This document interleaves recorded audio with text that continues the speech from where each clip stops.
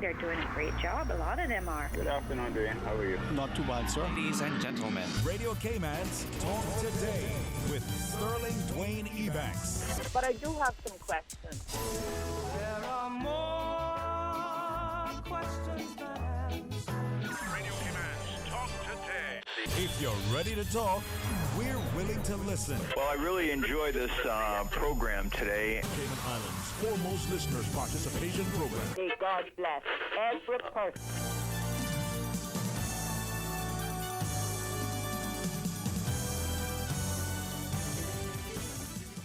Hey, good afternoon, and welcome, and thank you for joining us here. It's International Men's Day. We got a chance to chat about that, but sometimes you start things off with a conversation with a man that you say, look at him. He's handsome, he's intelligent, he's artistic, he's internationally renowned. We can talk about other things, and then Talking about the gentleman that just walked out. that was the gentleman I was talking about. You thought I was talking about you? That is the other reason we're going to be enjoying this conversation for the next hour or so with Mr. Stuart Wilson as we talk about some of the things in partnership with the National Trust and the Catboat Club. That's right. We have some fun, Stuart. Yeah, absolutely. Yeah, man. Who knows? We might even solve the world's problems in, a few commercial breaks. See if we can cure world hunger and a few other things. All right. Well, listen, that's the discussion. 1 o'clock. We got to focus on International Men's Day, but between now and then, what better way to start it off with a good company of Stuart Wilson. Thanks so much. It's my esteemed pleasure to be here among you today. All right. Well, stay tuned for Talk Today. Talk Today is brought to you by Fidelity Bank. For all your banking needs, visit fidelitygroup.com. Fidelity, we're good for you. Radio Cayman's Talk Today, the Cayman Islands' foremost listeners participation program. We ask our listeners to avoid statements or comments which are abusive, derogatory, malicious, or defamatory. Do not use any indecent language or make any statement which is false or misleading. Email talktoday@candw.ky or call 1-800-534-8255. Courtesy of Flow, Cayman's #1 network that connects you to your world like never before. Let your voice be heard. Once again, here's your host, Sterling Dwayne Ebanks.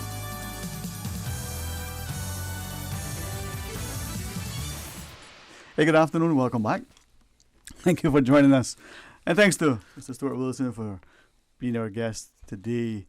I keep looking at sometimes our built environment, our history, our heritage, and sadly at times, maybe as a developing nation, a tamarind tree. People like Dr. Steve Matthew will tell us sometimes that, or remind us, I should say, of stories of a nice tamarind tree in town one time. The men would congregate, and there would be discussions of national historical importance, community issues. And then, Certainly. A judge comes along and says, this tree is a menace to society. I'm going to order to cut it down. And we just accept it, right? Our footpath that was once the access point from the main road to the backlands, as it were, gets removed, put it that way, built on and so on.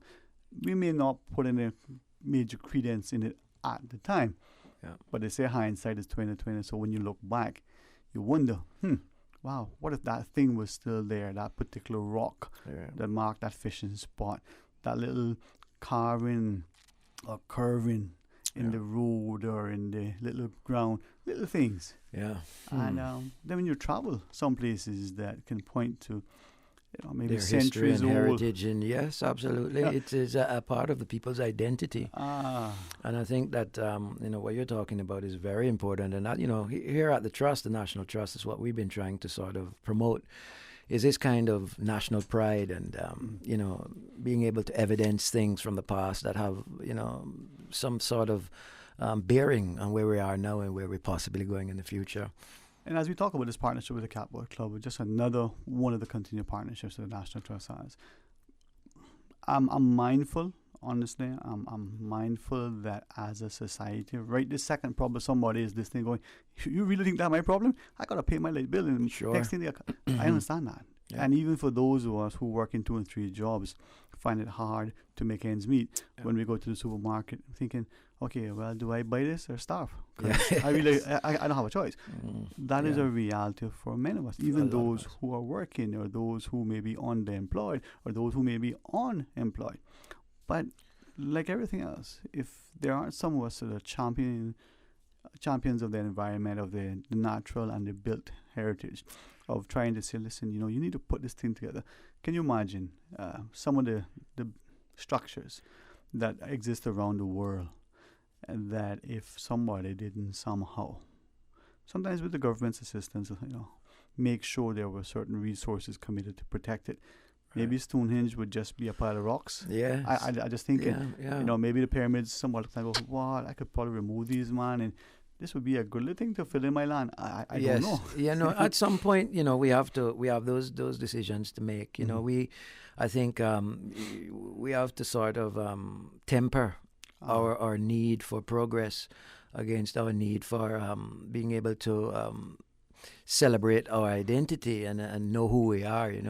Some of the pyramids, they have inscribed on them, "Know thyself."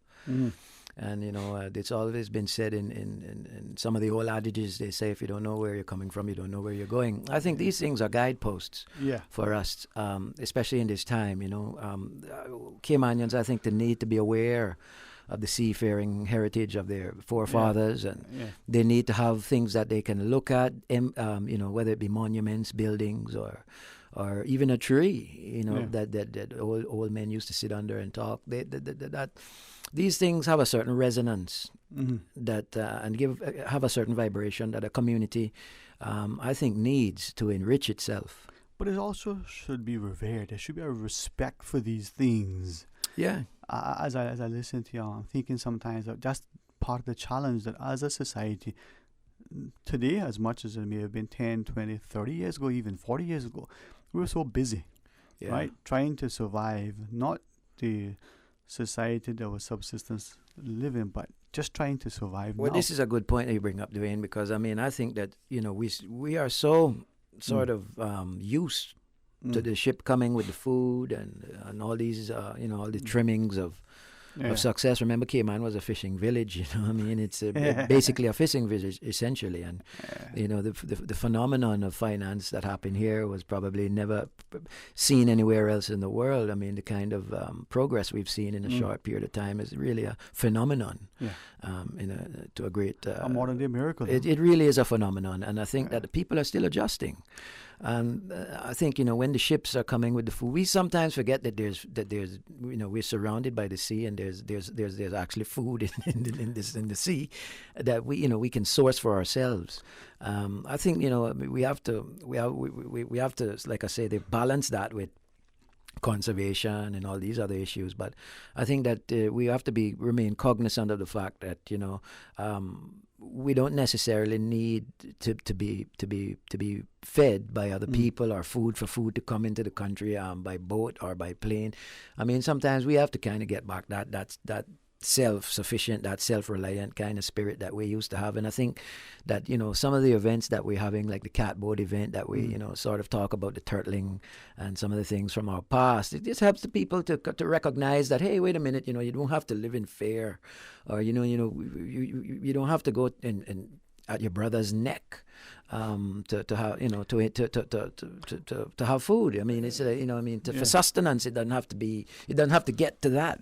You know what I mean? But it's also not just sustenance for the body, but it needs to be sustenance for the soul. Yeah. And as I listen to you, I'm recognizing equally that sometimes these things that are transpiring in our society is that not only are we unfamiliar with it, we don't recall it because it's not being repeated, it's not being emphasized. There are people, and I joke and jest, if you look at me closely, you might mistake me for a young 20-year-old. 18 if you look closely. Yeah, absolutely. and there are people my age, your kind friend, right? Who think a catboat? Can't remember the last time they went in a catboat. Yeah. What did we use a catboat for other than regattas? Yeah. And yet this was the vehicle, for want of a better word, right? The conveyance. Absolutely. I want to tell you that a lady in Florida, she's in her 90s now, she sent me actually a catboat, right? A red, white, and black one. Yeah. And traditionally we think of a catboat as being blue, white, and black, right? Yeah. But this one was actually a police catboat. And on it, she had the actual Red Seam police officer and what appears to be, a prisoner or somebody going, or a sailor. It could be a prisoner or a sailor. Sometimes wouldn't see him. We not see it. Absolutely. But it harkens to a time when that boat was used for things that we don't necessarily associate it with. Yeah. And then I was speaking with Mr. Loxley Banks, who was telling me about, the fact that these boats were often used also as hearses. Yeah. They transported people for everywhere at the time. If Mr. Loxley, he did this publicly, and if he doesn't mind, I watched him and other members of the Catboat Club do a presentation to some students way back when. Yeah. And there were two things that it could almost look as if I'm watching a video. It's a romantic era in the Caymanian history, These catboat, they used that particular design is used all over the world today still. Yeah. And we exported the design. They use it in Nicaragua still. I mean, it was a big thing for us, and I mean that's something that I think we should be extremely proud of. And that's something I'll ask you about, because I don't think that we as a people recognize our contributions to Cayman or to the global landscape. Our schooners were some of the fastest in the world. And, my dad said one time the gold field was so fast, right? By the time they threw off the lines, they would tie them up in Tampa. Yeah. And I mean, I think Jesse Arch, I was chatting with Jesse Arch one day, and he was telling me that I think maybe one of his four parents on there revealed the secret of how they made the schooner so fast. He revealed it on his deathbed, and he told them that they cut the schooners in the shape of a shark, and that was the secret that made them move so quickly. I think with all the changes that we've seen, and if this sounds like an indictment on all of us, then let's take it to heart and let's correct it. But we're not willing to pass on our knowledge. Yeah. We're not willing to share and celebrate our history and our respect for who we are. Yeah. And for some strange reason, right, we don't have this value for us. Well, this is it. I want to really expound on that, because we're having this catboat event on Friday, right? This Friday, yeah. This Friday at the Catboat Club, and it's we're giving it's a happy hour, social / question and answer time. Mm-hmm. It's all I've got catering. We got catering provided by Kirk Market, and we've got drinks provided by Cayman Distributors, and we're giving away the drinks. Whether it's wine or beer, you come in. Coconut water. Well, we got some water, but it won't be coconut water. No. All right, I don't put you off base. You keep talking. We'll negotiate the coconut water. Right, and so this event is one that I think that people could come to and really get a full understanding of what the boat was used for, what life was like at the time, some of what we still use the boat for today. The fact that there's still people like Mr. Kim Jackson that can still make the boat, and quite a few others. And we want to celebrate that. And what I've realized is that the response has not necessarily been as enthusiastic as I'd have wanted. I'd venture to say a little bit lackluster.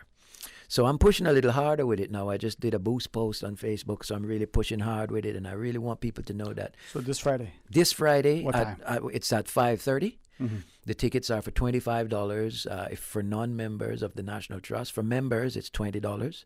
And it's going to be a great evening against our, the backdrop of our pristine harbor there. And, we're going to be talking. Catch it now while you can, huh? Well, sorry.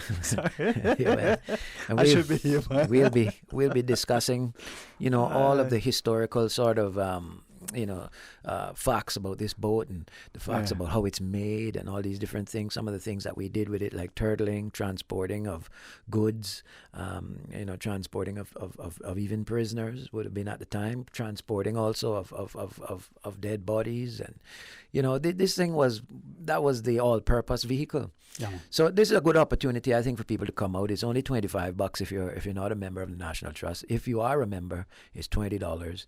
5:30, you can catch a beautiful sunset, I'm sure, out there. The drinks are absolutely free. We've got food catered, and I think it's just going to be an exceptional sort of event, for Caymanian pride and Caymanian sort of culture and heritage. Let's talk more about that when you come back. Mr. Fox, you were right there standing by. Anybody wants to call, they can, dial in. Certainly. He'll say, his voice definitely isn't as soothing and sultry as Susan's, but nonetheless, that handsome husky. Well, it's International Gentleman's Day. You know, yeah. So that's what we represent, yeah. right? So when he answers the phone and you hear the voice, it's not Susan, right? It's DJ Fox right there. So phone lines 949-8037 or 1-800-534-8255. Speaking of Stuart Wilson, when we come back, he's not going to sing. I won't either, so don't worry about that. We can talk more about the National Trust, the Catbird Club, the event this Friday. Please stay tuned for Talk Today. Ambitious, determined, beautiful, and unapologetically uncompromising. You have set the bar high. Now let High Fashion and Design Studio take you to the next level. Full service hair and nail salon carrying the top designer brands. Calvin Klein, 9 West. Shoes, clothing, accessories, quality dressmaking, tailoring, and custom design. High Fashion and Design Studio, located in Cayman Trade Center, 199 Eastern Avenue, across from Bananas Restaurant. Call 945-4415 to book your high fashion and design experience today. Be bold, be true, be you. King Sports Center takes pride in being more than just an ordinary gymnasium. For 14 years, their multi-purpose facility has been providing the community with a variety of sporting, recreational, and relaxation activities. King Sports Center has a bowling alley, lounge bar, multi-purpose rooms, powerhouse gym, rock climbing wall, bungee jumping, a 10,000 square foot rink, and so much more. For more information on the variety of services, call their friendly staff today at 946-5464 or email kings@candw.ky or visit www.kingsportscenter.com. King Sports Center, your one-stop shop for fitness, recreation, and relaxation. ValueMed Pharmacy is your community care partner for health and wellness needs. We offer convenient prescription processing at the counter and online at value-medpharmacy.com. That's VALU-medpharmacy.com, with pickup available at the Walkers Road or Boddentown location. We also accept transfer prescriptions from other pharmacies. More than just a pharmacy, shop ValueMed for personal care and beauty products from trusted brands, perfume and gift sets, Hallmark and greeting cards, baby clothes, footwear, handbags, swimwear, home decor, toys, school supplies, and stationery. And home convalescence aids like wheelchairs, walkers, crutches, canes, and hospital beds. With 2 locations to serve you, Walkers Road in Georgetown and in Evron Plaza, Boddentown. Visit ValueMed, more than just a pharmacy. I've got some beautiful clothes. I know just where they go, Puritan Cleaners. It's party time and Christmas time, so let Puritan Cleaners help you to be ready with 10% off prepay on all ladies and gents wearing apparel and household items. Same day and following day service. Regular price. Offer good until December 10th at all stores. Savannah, Countryside, 946-1884. Elgin Avenue, by Off the Peg, 949-2452. Eastern Avenue, rain or shine, 949-7104. Puritan Cleaners, you feel good when you look good. The referendum for the cruise berthing and cargo facility is on the 19th of December. Will you be traveling or overseas on referendum day? You can still cast your vote by postal ballot. The deadline for postal ballot applications is December 7th. For more information about how to apply, visit www.elections.ky and get set to vote. Headlines. With the latest headlines.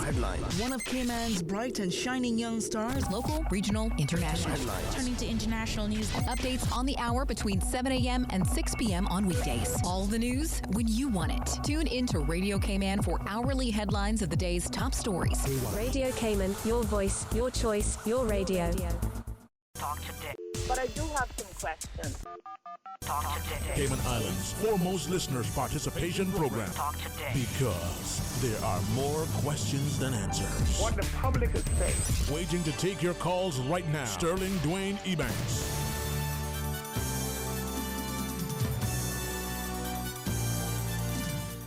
Hey, good afternoon. Welcome back. Thank you for joining us. On the other end of the board, it's not Susan, it's DJ Fox. All right. And I say that simply because without them doing the great work that they do, nothing we do on this end as a Wouldn't winner matter. value. I tell you, that's right. We just be talking to ourselves. We really have to be thankful. Yeah, man. So I'm grateful that we have a phenomenal team here at Radio K. Some good engineers, man. Yeah, man. Yeah, man. Their timing is impeccable. And they'll be the first to tell you, and part of the reason why they're on radio. Yes. You know? Yeah. Well, I was just chatting with a gentleman about, he said he came from actually the 90s when people were cutting tape still. So, now this digital age now is like, it's a walk in the park for them, man. Yeah, man. But the voice you hear is the familiar voice of Stuart Wilson. And I won't deliberately engage him into music, but it is very evident that his strong intellect is the reason why he's such a creative genius. And, your music in and of itself, like musicians, tell a story, repeat a narrative, help us to express, and as a society to reflect. Yeah. And I like your role at the National Trust. The event Friday evening that you were sharing with us. Mm-hmm. I mean, it's for us, and not just for National Trust members and prospective members. Absolutely, it's for us. It's for everybody. Yeah. It's for not only Caymanians, but we would love for our residents, people who are here on living amongst us, working and enjoying the country as well. We want them to come too. This. That's what it's about. It's a cultural exchange. Yeah, man. Really. And the thing is that a catboat is, I don't want to say finicky, and some would say temperamental. But if you have, not to be, too inquisitive of your knowledge or of your lifestyle, but have you ever been on a catboat? I have. Right? I have. I do know that you have. I've seen a picture. Mm-hmm. And you have been capsized? Well, I've come close to it. I tell you, it's not a lot of fun. Well, okay, so you know where I'm going with That's this. what I'm saying. I mean, really, I don't understand. I want to say this. Let me just say this. Yeah, these people, the gentlemen that lived and worked on these boats, they weren't soft people. I mean, these guys were real, genuinely brave, sort of soul. Yeah, they were the real deal. Even you have to go out 60 miles offshore in one of these things, and pull a 300-pound turtle onto one of them. I mean, you got to have... I would ask you, and anybody who has attempted, I attempted, I wouldn't say successfully, but that I pushed the weatherboard out and said, run it on the weatherboard and let's see how it works, right? Right. My other brothers now, much easier. Yeah, but your dad was a real proper sailor, right? Yeah, he was one of the what do you say, Iron Men, wooden ships? Yeah, that's one of the guys I've heard about him. If I were a quarter the man he is, I'd be 5,000 times better than the man I am. But yes, but see, they come from a generation, right? An era where it's amazing the stock. Oh boy, right? But anyway, that's why the country is today what it is. It is. And I'm telling you, it wasn't necessarily money that built Cayman. It was morals and ethics and integrity that built this country. Hard work and respect. Yeah, Mr. Wilson, we do have a call online. All right. Hey, good afternoon and welcome. Thank you for sharing with us. Good afternoon to you, Mr. England. Good afternoon to Mr. Wilson there. Good afternoon, Good day, sir. Who's that, Mr. Eldermeyer? No, it's Mr. Hurlstone. No, I think I know who you're talking about. I know him quite well. Yeah. Okay, Mr. Hurlstone. And if I want to confuse people, I say Mr. Stacy, but I won't do that, sir. That's okay. That's my name. I know, sir. People know me as Mickey Hurlstone. Yes, sir. So that was Mr. K.D. Eldermeyer. We call him K.D. Yes. You're talking about the catboats. Basic Cayman is sort of a gem for all of us. How important it is, a wonderful staff. Your wonderful program there, and the morning we will see. Mm-hmm. So forth, wealth of knowledge gathered. The catboats are used when you're talking about turtling. They take them out to the keys, the turtle keys here. They call them Martin Dennis, and there's Lou Key. And when you hear these old guys talking, sometimes I sit down with Captain Gayson, and you can still remember. Suddenly his mind is sort of going now with Alzheimer's, I guess, but wonderful talk. And all would tell you who remembered, going turtling them and so forth. And they were taken over there, and that use them to set the nets and pull the turtles. I just say it's no easy thing. My father often talked about it. And they were, they pulling the turtles over, and you can remember big strong men, the McPhees and that, and Yes. they were pulling their 400-pound turtles over the gunner, and there's no nice thing. And that was a very hard job. It was a hard job getting to your workplace from here to the 400 miles south west, and then to the Keys out there. Wow. Mosquito court, and then very hard. Sometimes you battered about just to get to the job, and then you mightn't get as many turtles as you had planned on, disappointing. And but anyhow, you're out there battering about. Storm might come up, rough weather, and then you have to think about a kind of life that we can only imagine. And by talking to them, I remember quite a bit about them talking about. No, I did it myself. They didn't sail the yacht boat, but I used to have my father with the Piers because there was both a shipwright and a captain. That in itself was very hard work there then. Many stressful and very harrowing years of escape. Remember Mr. Paul Andrew, that heroic feat that he did. Finally recognized us before he died, sadly. But anyhow, 1932. Well, my father was one of the 4 carpenters on the gold field. Wow. Yes, and it was a magic vessel. You're talking about the speed. My father always said, he's an expert, I'm not boasting, that the gold field, why she was so fast, she was oversealed. You know, she had more top up there, gallons, royals and stuff than she really needed, and that made her very fast, as well as her design with the spoon bow. Right. She had a spoon bow, like the Arbutus, I remember the sharper bow, concave. Right. They were fast also, but the gold field would ride sort of on top with that spoon bow, and she was built from a model of the famous Canadian racing fishing schooner, the Blue Nose. They sent it down to the Arch family, I think, and they'd always corresponded up there with building those schooners. And the plans were actually, she was drawn by the youngest member of the 4 was Mr. Fossey Arch. He was only 23 at the time. And of the 4 carpenters, my uncle, my father's younger brother, Baxter Hurlston, he had his place where he used to build boats right in front of where the old Hurlers was on Walker Road. Right. Uncle Baxter. Yes, sir. The gentleman, do you remember a gentleman by the name of Mr. Ira Walton that used to build them? Yes, Ira very well. Ira was much younger than my father, and I knew Mr. Ira, and I would sit and talk many times. When Ira went over to Jamaica, my father had already gone over before that. Mr. Cappy Foster. Right. He was on the first year, Dennis and Trevor and Mr. Charles, Mr. Berkeley's father. He had a boat company there, Cayman Boat Company. Yeah. I think it was called, and he was building boats, and my father would go and help him, but my father worked kind of independently also. Mr. Ira would come with my father, would bring a lot of Caymanians over him, because he was doing the turtling there for the Marines, shipping the turtles through there. Marines are the biggest turtling business, and he was doing it here for them. They needed to ship it through Jamaica. They needed someone there who knew about the sea and them. So my father went over there. Anyway, that's why we were born. The younger ones of us were born here, just because of turtling. Wow. Nothing about the usual thing where they're telling people went there to have their babies and all. That could have happened sometime.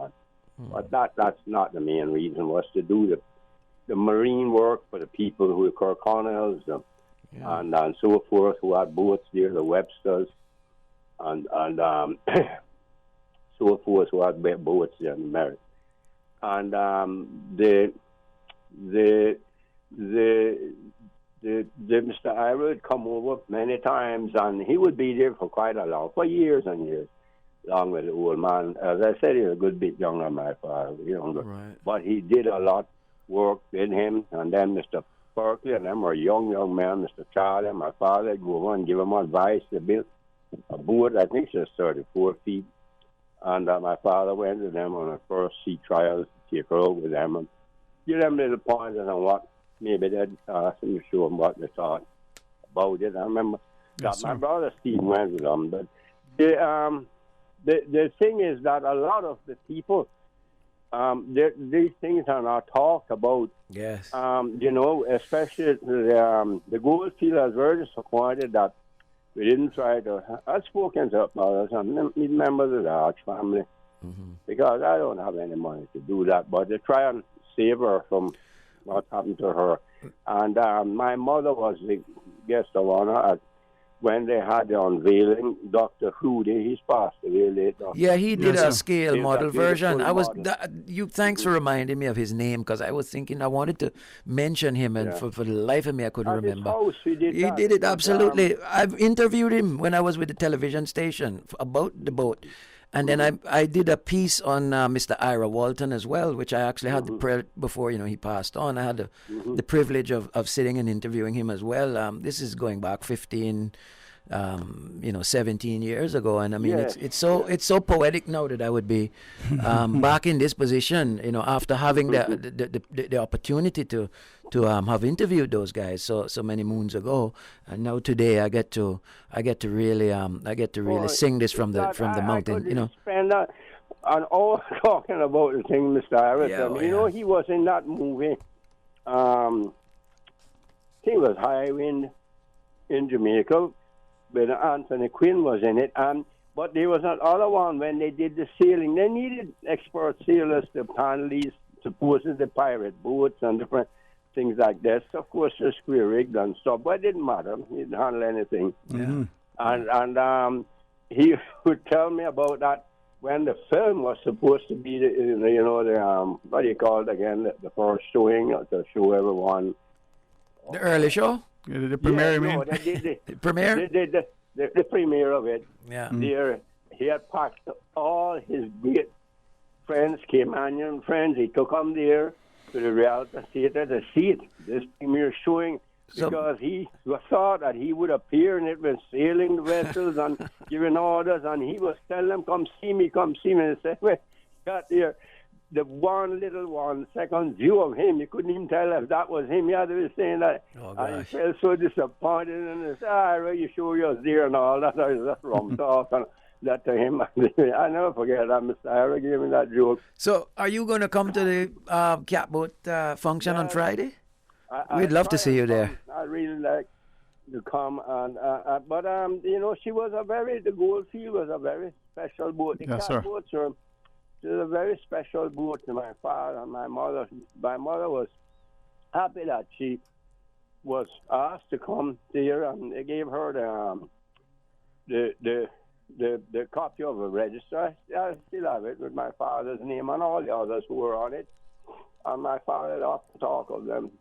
All his old friends, Lorraine Russell and all those who worked with him, helped him build many of the schooners they built here in the 20s and 30s, and many of them, the others, the Solomon, Mr. Kitchener, those, and they played violin too, they played the fiddle and all that. Yes, of course. Yeah, these men, I tell you, these were stalwart men, man. These were, real gentlemen. All right. Yeah. Hey, thank you, sir, for sharing. Thank you, Mr. Hurlston. Yeah, thanks very much. And Mr. Wilson, to you and Mr. Hurlston, just quickly, I got to take this break. Yeah. And when we come back, we just remind us and extend an invitation again. Certainly. All right. Please join us after the break. Put a brand new 2020 Chevrolet Equinox Premier under your tree this Christmas and enjoy the most equipped SUV in its class with foot sensor liftgate, 4-wheel drive, panoramic sunroof, ventilated leather seats, wireless phone charge, parking assist, front collision sensor, rear vision camera, remote vehicle start, and a 1.5-liter turbo engine. Whew. And the best part is, buy now and pay nothing until next year. Visit the showroom on Owen Roberts Drive for a test drive or visit AdvancedChevrolet.com to start enjoying your Christmas early.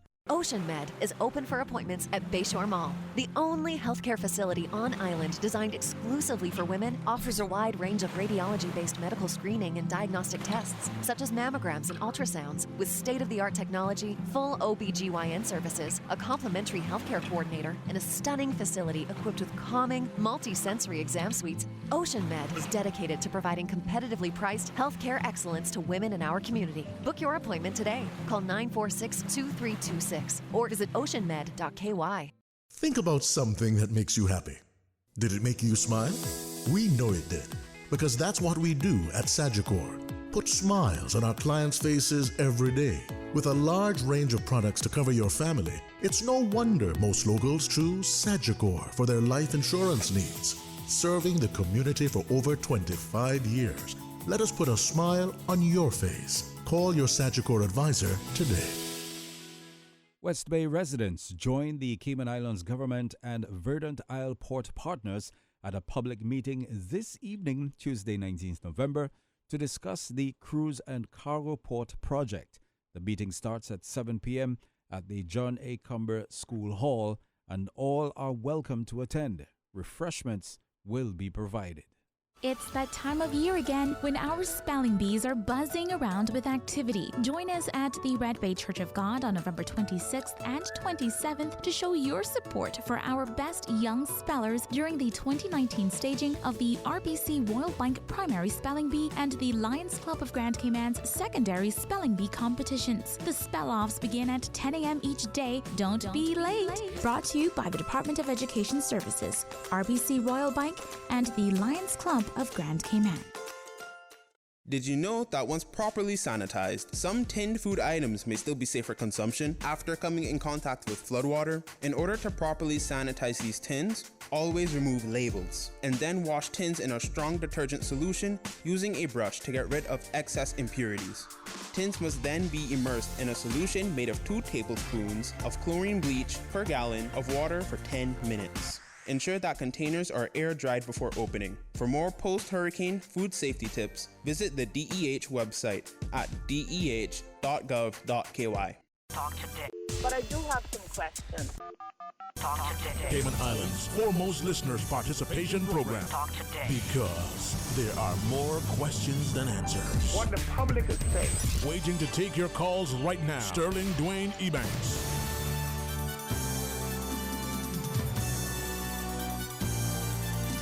Hey, good afternoon. Welcome back to Talk Today. Thank you for joining us. And as we approach our headline news at 1, glad to continue our discussion with Mr. Stuart Wilson as he extends an invitation. Hopefully, there'll be a lot of us out there this Friday afternoon. I'm expecting a good turnout, and we're hoping for the best. These gentlemen are very excited about sharing their history and their knowledge about the catboat, and we're extremely happy to be able to facilitate that. And I personally feel a great level of esteem to be involved with something like this.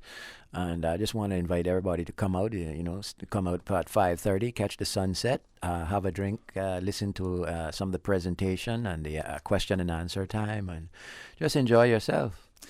When you, as you were sharing the Catboat Clubhouse? Yeah, Catboat Clubhouse, yes. Would that be? Yeah, I was thinking. It's right next to the Lobster Pot, big new building there. No, where it's at, man, I'm thinking. Yeah.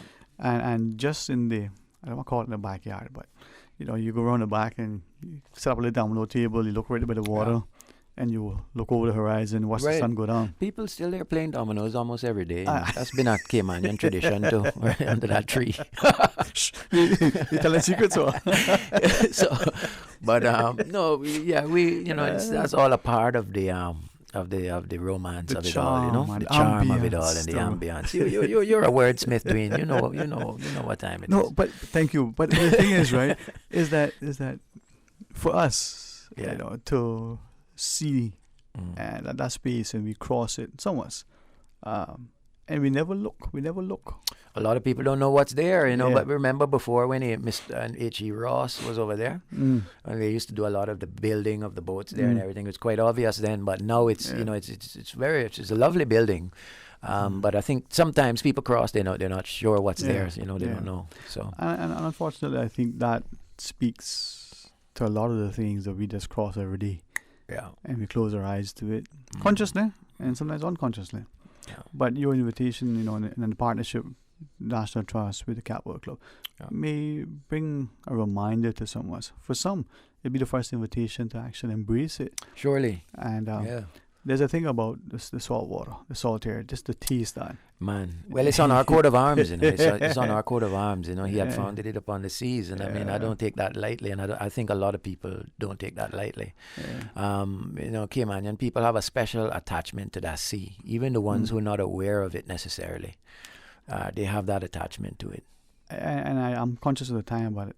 There are some of us increasingly starting to find distant families, different relatives. Right. And to discover that they are living in what amounts to landlocked areas, right? Mm-hmm. And the closest bottle of water is probably the water cooler in the office they work, right? But, and I've heard this just this year alone, at least a handful of times alone. Right. These people are drawn to water. Yeah, I'm telling you. Right? Yeah, absolutely. Absolutely. And with the place, you're never far away from the water. Yeah, man. On this island or even any other of the 3 islands. You're really never far away from the water. So that affinity and that connection is a natural one, Yeah, man. Well, I'm hopeful that we'll join you, God's willing. I want to be a part of it. Thank you. Friday We'd love evening. to have you there with us. Yeah, man. And increasingly, I think we don't appreciate how finite time is. Yes. And we say it, we acknowledge it, but we don't value it. We don't embrace it. That's so true, Dwayne. And I look at a catboat, and as you not just painted that picture of the romance. Yeah, man. Whether you're coming from West Bay going to the north side, or and you're making the return journey. Well, Mr. Loxer Banks said when you turn over, you can kiss your girlfriend underneath. That's the time he used to. Is that what he tells us? Don't kiss and tell, man. He says, man, that's the best time when they turn over, you get to kiss your girlfriend. Stuart, Banks, I don't know you should be saying that here. Mr. Banks. That might make it into run down. Yeah, he's a real genuine guy, Mr. Banks. Yeah, man. But I want to say, the tickets, $25 for non-members of the trust, $20 for members of the trust. And it's going to be a really lovely evening, a lovely time. People will enjoy it. The presentation is going to be classic. And we just want people to come down. You can call to book your registration, 749-1121, 749-1121. Or you can contact me at historic@nationaltrust.org.ky. All right, historic@nationaltrust.org.ky, and then we'll register you, and you can come in and pay for the ticket, and you can even go online on our website to book through our form and sign up there as well. Cool, man. Well, this Friday 5:30. Some of us are need an excuse to leave work early. I tell you, and if you stay in Georgetown, you miss out on the traffic. You don't have to deal with the traffic. You come over, have a small drink, a small bite to eat, and enjoy some history with us. And the beautiful part about it, if you go down, just by the launching ramp, and you cast your head to the right, you see West Bay. Yeah, well, so it's all you won't be far from. You can see your home, Dwayne. Don't you worry. You're Sterling Sharp. It's right there, man. A good swim. We can put you in one of the catboats. I mean, you've got that in your blood, So. Man, it's a beautiful afternoon. Stuart, you made it better by reminding us of the love and the respect we should have for it. So thanks very much. Thanks so much for having me. 5:30 and Friday afternoon, God's willing. That's right. All right, but the Catboat Club, I'll try to remind people between now and then. Thanks so much. And give us a shout if anything, man. Thank you. Go be blessed, my friend. Thanks. All right, let's pause and take a break. When we come back, rejoin us as we celebrate International Men's Day. Stay tuned for Talk Today. Satisfaction is guaranteed 24 hours a day, whether it's music or information. From Grand Cayman to Cayman Brac to Little Cayman, we've got you covered. You ever hear a thing like that? Radio Cayman in the Cayman Islands. Today's biggest news. Radio Cayman. It's only 2 species that we have, on the island. Generations present. Your voice, your choice. For today's biggest news. Access to information. Local, regional, international. This is headlines from Radio Cayman's newsroom team. Today's biggest news. With your latest headlines, I'm April Cummings. It is International Men's Day, an opportunity to celebrate men leading by example. The Family Resource Center has scheduled several events for men and boys with an emphasis on healthy interaction and bonding. Among the events, a shed workshop on November 23rd at A.L. Thompson's and a basketball tournament on November 30th at John Gray High School Gymnasium. In international headlines, Amnesty International, citing, quote, credible sources, said today it believes at least 106 people have been killed in protests in Iran over a rise in government-set gas prices. Iran's government, which has not made nationwide numbers available for the toll of the unrest that began on Sunday, did not immediately respond to the report. Amnesty added it believes the real death toll may be much higher, with some reports suggesting as many as 200 people may have been killed. 2 correctional officers responsible for guarding Jeffrey Epstein the night he killed himself were charged today with falsifying prison records. A grand jury indictment made public today accused guards Taval Noel and Michael Thomas of neglecting their duties by failing to perform checks on Epstein every half hour as required and of fabricating log entries to show they had. The charges against the officers are the first in connection with the wealthy financier's death in August at the Metropolitan Correctional Center in New York. The city's medical examiner ruled Epstein's death a suicide. Those are your headlines from Radio Cayman's newsroom. I'm April Cummings. Stay in touch with Radio Cayman for the latest in news and information.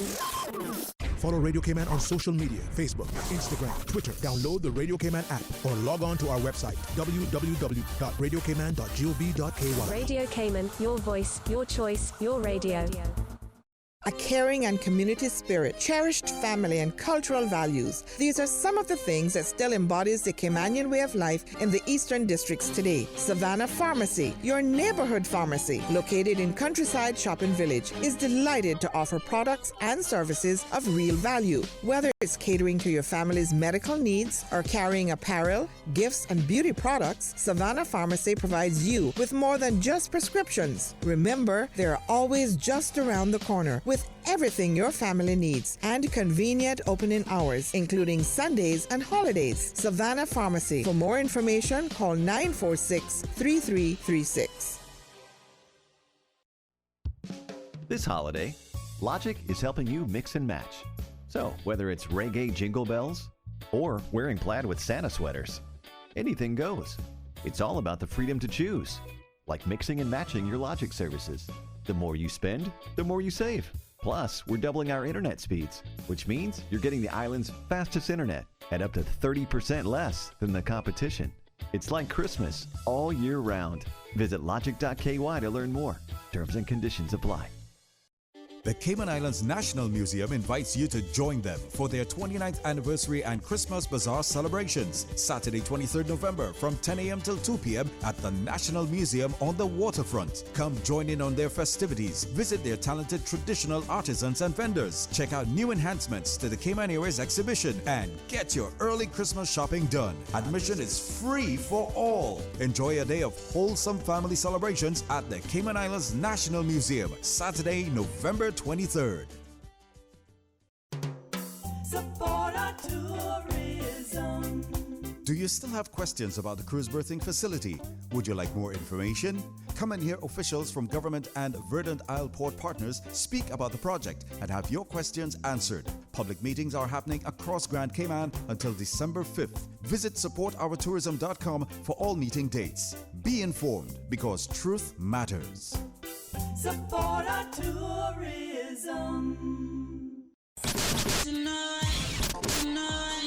Sports Extra, keeping you informed. Competitive. And the fact that it's local. Premier local sports show on your radio. Tuesdays 7 to 8 p.m. on Radio Cayman. Highlights of local sports around the Cayman Islands. If you would love to have your association, federation, your club, coaches, athletes, or events featured on our show, please email sportsextracayman@gmail.com. That's sportsextracayman@gmail.com. Also, look for us on Facebook. Sounds good. Sports Extra, tonight following the information hour. Talk today. But I do have some questions. Talk today. Cayman Islands' foremost listeners participation program. Talk today. Because there are more questions than answers. What the public is saying. Waiting to take your calls right now. Sterling Dwayne Ebanks.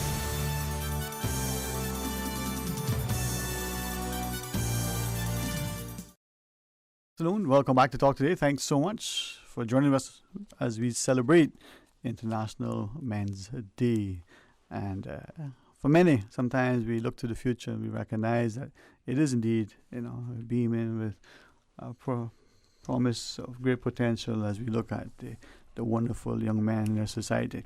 Well, helping us to celebrate in the showcase, Mr. Christopher Murray, it's a pleasure to welcome you again and to see the continued efforts through, initiatives, not just Boys to Men, but in particular the opportunities within our schools, especially to be able to make sure we provide a safe, nurturing environment. Whether the man, in his mind is approaching 200, or he feels he needs to run 200 miles an hour in order to keep up.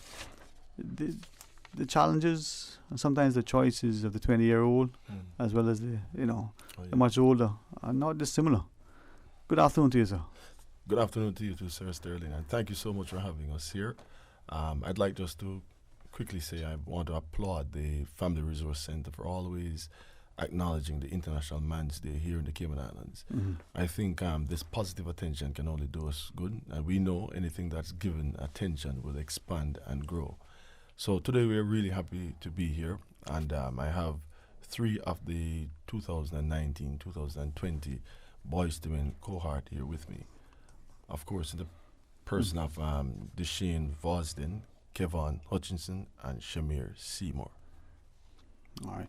Well, gents, we would invite you as you wish, to share with us your thoughts, your perspectives as well. And I'll say it publicly now. Our endeavor is to make you as welcome, as comfortable as possible. Never to put you in an untenable position or make you feel in a which way other than welcome and share your contribution as well.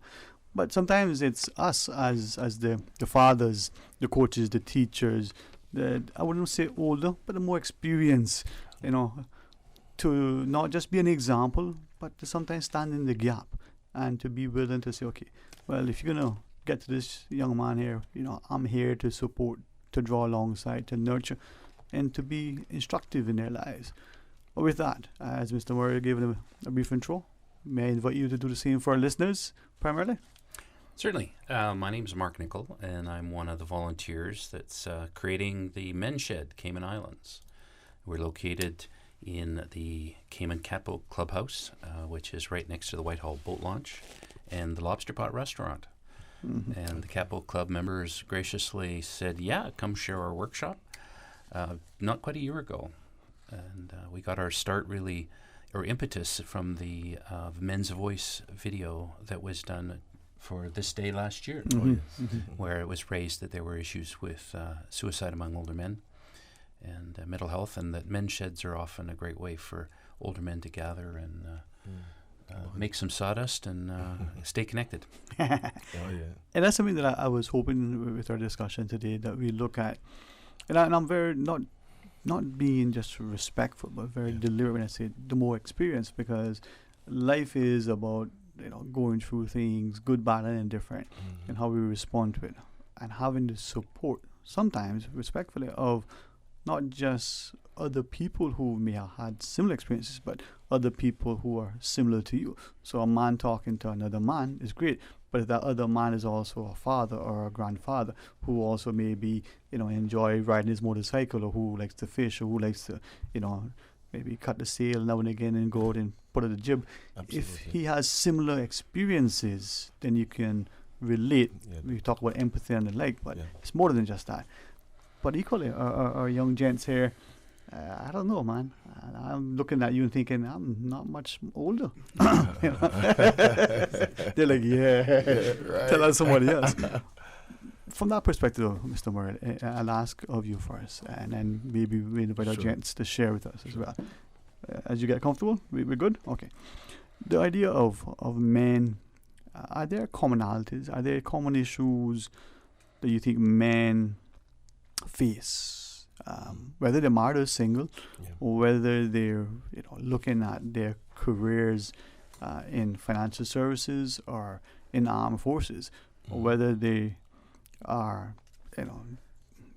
here in Cayman, or they may be somewhere else. Well, absolutely. I totally agree that there are similar challenges that men are facing, both here, locally, and internationally. And before I go any further in that direction, you mentioned regarding to the bonding effect. I remember at one particular time that we were having within our program, the Boys to Men program, a number of the boys, we were not developing a strong relationship as much as we wanted to.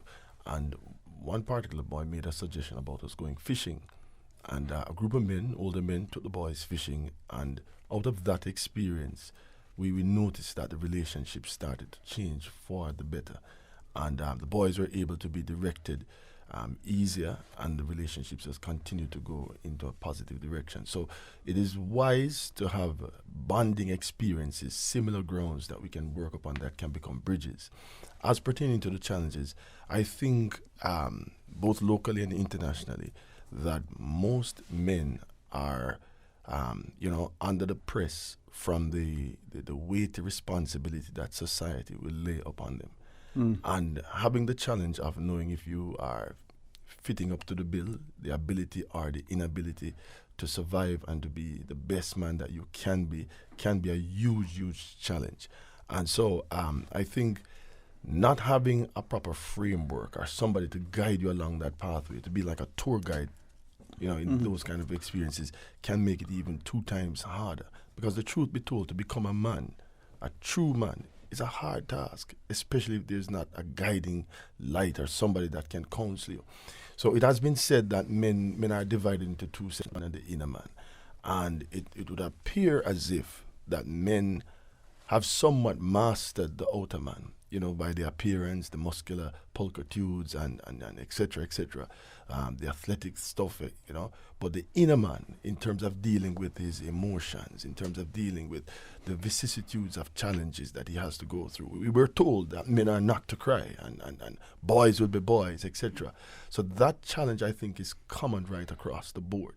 So to find areas to vent and areas to feel like you can be yourself, it's kind of a... Yeah. Well, I sort of want to pick up on a couple of those points, but perhaps Mr. Mark, if you want to chime in and pick up on what Christopher was saying, but anything else? For sure. I mean, I think that notion of being a man and what is that, and I think you're right. I never mastered the muscular fit. It's now too late, kind of part. It crossed my mind, but I was like, okay, it's on my list. Maybe when I'm 70, I'll get that. But I think you're absolutely right. I mean, I've been a social worker for 37 years and dealt with a lot of younger men, older men, boys, and I think that we tend to we know that we're supposed to be a man and we're trying to figure out what that is, but we're not as good.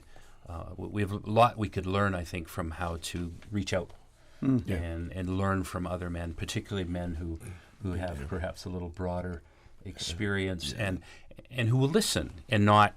You don't want to risk it that first time, and you go to somebody, and then they laugh at you or whatever. So. Right, and that's the thing. If I may, gents, as high school students,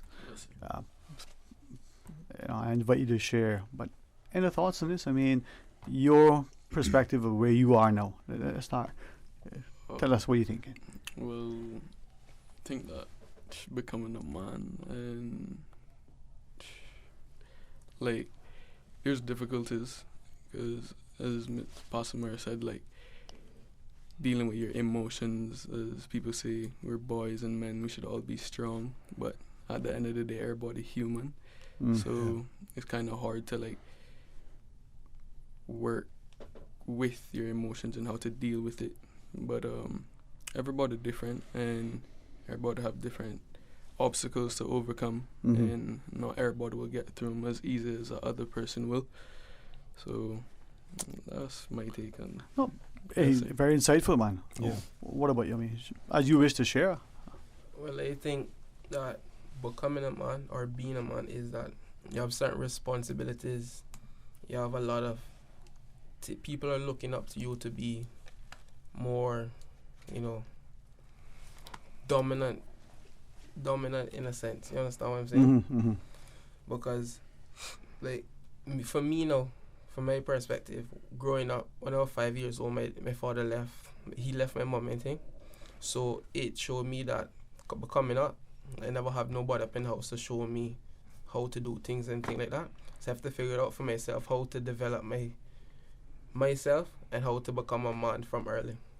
So certain things I had to change up, you understand what I'm saying? When I come home, I have to feed the dogs, wash up plate and all that. So I learned how to become a man from young. All right. Gentlemen, if I may ask of you then, at what point does a man become a man? 18, 21? When his first grandchild is born? His 15th marriage? I mean, come on. The wisdom of the ages. We see. Let the wise be from the youth. Let him speak. Becoming a man is, as he said, like taking on responsibilities and being independent and like not relying on others in like tough situations and stuff like that. So becoming a man not necessarily starts from being 18. It all like stems from maturity and stuff like that. You don't have to have a child to be a man. You know, you don't have to have a job to be a man. Well, at least at this point, you know. Becoming a man, fair enough, man. Yeah, well said. What about from your... well, absolutely, and I agree with what Kevin was saying there just now. In addition, legally, there is an age chronological order in terms of becoming a man as well. You know, we'll say 18 above, but chronologically, I don't think the emphasis is heavily there as much as it is maturationally. You know, I was told some years ago that the word man is the shortening for the word manager, which suggests that it's somebody who will be able to manage his time, manage his resources, manages his whole holistic approach to life and get the best result out of it. Yes, you know, be able to have the a position of having a well-informed place to make decisions and know that the results of it will reap the benefits of what he desires. What about Mr. Nicol? What do you think? Well, I think one of the things, and you were talking about doing cleaning up, and you know, with my two boys are 33 and 24, and sometimes we tease them about not being very good at adulting, because I think some of what you're talking about is adulting. It doesn't have a sex. Dishes, feeding the dog, doing the laundry. Those are jobs we need to do. Pay the rent on time. You know, so I think that's kind of a cool thing and different than when we probably grew up. True. That it's much more kind of up for grabs, and families can do it however fits for them and depending on who they've got around. So I think that's an important distinction. I think the becoming a man thing is a lot of around that maturation and understanding, that in terms of dealing with the inner man particularly, and how you're going to do that in a way that allows you to be in good relationship, whether people at work or with a partner. Yeah. All right. Jess, we do have a caller online now. Whether man is for manager or man or lit, we'll find it in a second. But let's go to our phones and welcome the next caller. Hey, good afternoon. Thanks for calling. Yeah, good afternoon, Sterling the Jambo. Hey, Jambo, good afternoon to you. All right, man, you got a good panel on today. Good afternoon, Jambo. Hi, afternoon. I noticed that the young man was kind of struggling to have these indicators of when a boy becomes a man. And it speaks to the absence of rites of passage. Yep. And I think this is where we as a society can start to set these markers that you can say, once you have achieved these things, once you have matured to this level, once you have seen this through, this is where you become an adult. And I think that needs to be clear for young people. Your perspective. And it needs to be very clear. Like from the time a boy went to sea and came on, he went to sea as a boy. If he went as a boy, he came back as a man. And that was his rite of passage. And from the time you could make it on a ship, you could make it in the world. And I think that is the clear marker of when you're an adult, of when you're a man or a woman, is when you can make it in the world. and it's a constant struggle for young people, especially because there's so much changes that are happening so quickly that they could be stable at this time, and 5 months later they're not stable anymore. And because of that instability, they still are dependent on something.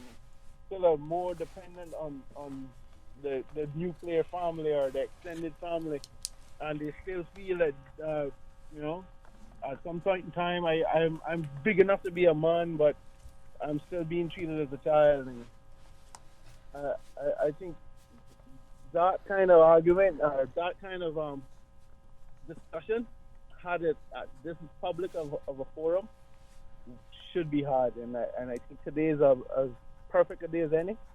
Mm-hmm.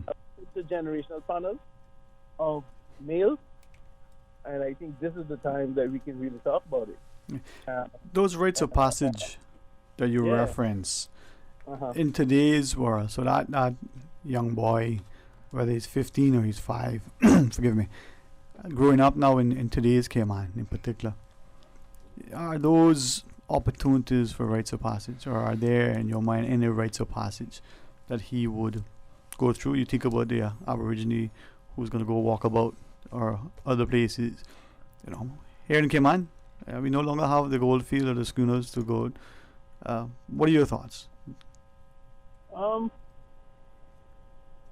I think there's still room for people to be responsible for others, and I think once you can show that you can be responsible for others, that is a level of maturity that you can say someone can count on you to be a manager of this, or a leader in some area that you can offer protection, or you can offer you understand it, or provision. Right. I'm not going to ask necessarily of you to respond. Please feel free. But to put the question on the table, our panel can respond, listeners can weigh in specifically. But with our young people now, they're stepping up, they're talking about environmental, economic and political issues, locally and globally. They're asking questions relative to their education, the way it's being sort of offered up in their own lessons, but again, globally. And they're getting increasingly, if I may use the word, vocal, locally and globally, relative to issues locally and globally. And yet, for some reason, us, the adult, the senior politician, the parent, the teacher, we're still saying what we were told was said 2 generations ago. You're a child, please, we'll let you know when we want to hear from you. You're to be seen and not heard. Do you think that's still, the question is then, that practice back then is somehow still being very much prevalent today, despite the young people getting involved, let's say, with all these other things now, even more so and more perhaps pronounced? Well, I think the young people are becoming more vocal. Right. But I might get some flack for this, but what I've seen... That's what I'm saying. I'm not letting you respond if you don't want to. Ladies are getting a lot more vocal. Yep. Yeah. And because the young ladies are a lot more vocal, they get a lot more, like I say, the squeaky wheel get the grief. All right. But what happens to the boy that has been shut up? All what happens to the boy that has been marginalized for even speaking his mind? What happens to the boy that's not given opportunities to become a man? And what happens to the boy who struggles with his own identity and his own sense of belonging? Yeah, well, you can stay online if you wish. I see Mr. Murray and our young chaps here also wanting to weigh in. Mr. Murray, you take the lead, and then if you guys want to weigh in. Sure. So quickly, I'll agree with Jomo, of course, what he has said. Of course, in addition to that, I think there are some fundamental things that we can't afford to lose in our society, because it risks losing some most valuable behaviors and tendencies, etc. However, somebody made a quote some time ago, and they said we can't work with the method of a Volkswagen in a Mercedes-Benz age. In other words, some methods will have to be tweaked. Some methods will have to be adjusted to work with the teenagers that we're working with. No. But if I could ask you, if we don't preserve the catboat, how can we expect to captain, the next high-powered vessel that comes into port?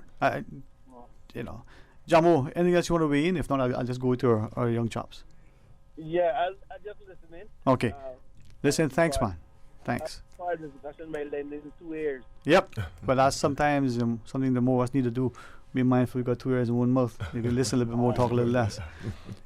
Only if you wish. Blessings to you, Jumbo. Blessings to you. Only if you wish to be in.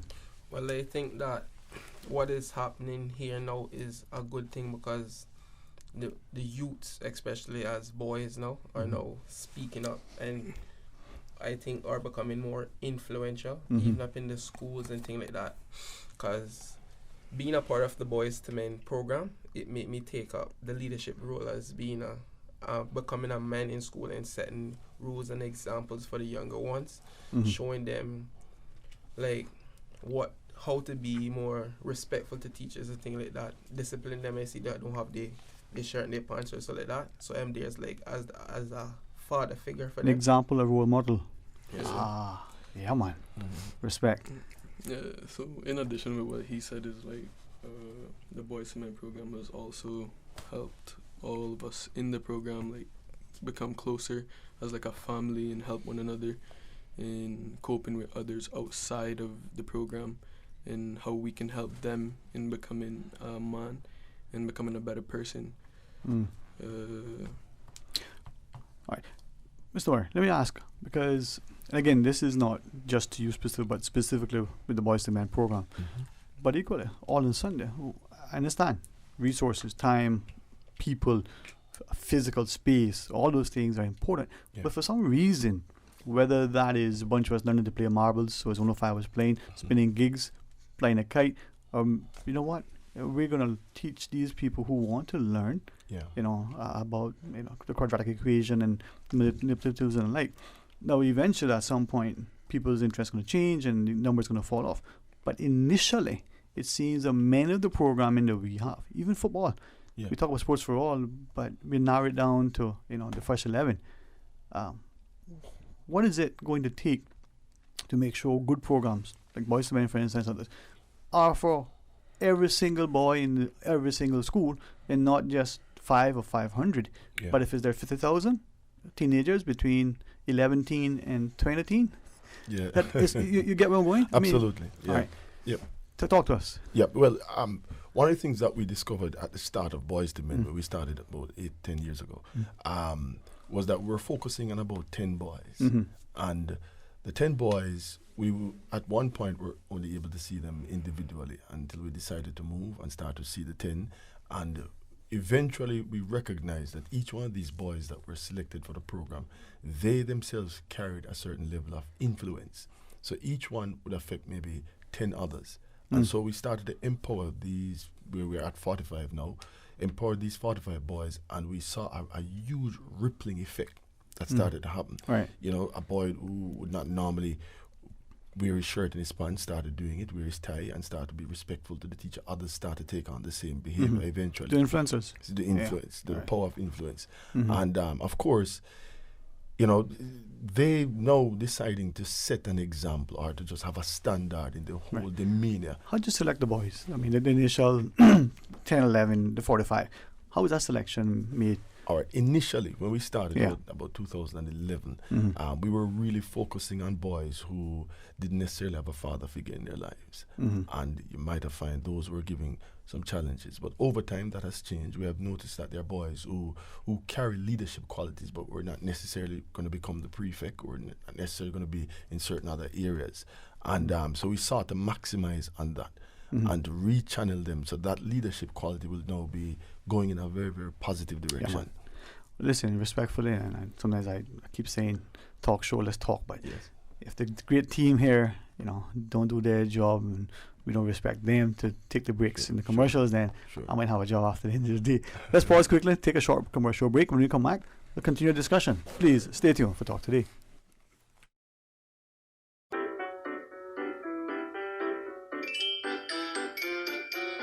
Starting November 1st to December 31st, you can earn double points every time you use your Fidelity credit or prepaid cards. That's not all. When you use your card on Black Friday or Cyber Monday, Fidelity's giving you triple points. That means you have a whole weekend to rack up 3 times the points for travel, merchandise, and more. And with added protection of instant text alerts, 90-day purchase protection, and chip and PIN technology, you can shop with confidence. Fidelity. We're good for you.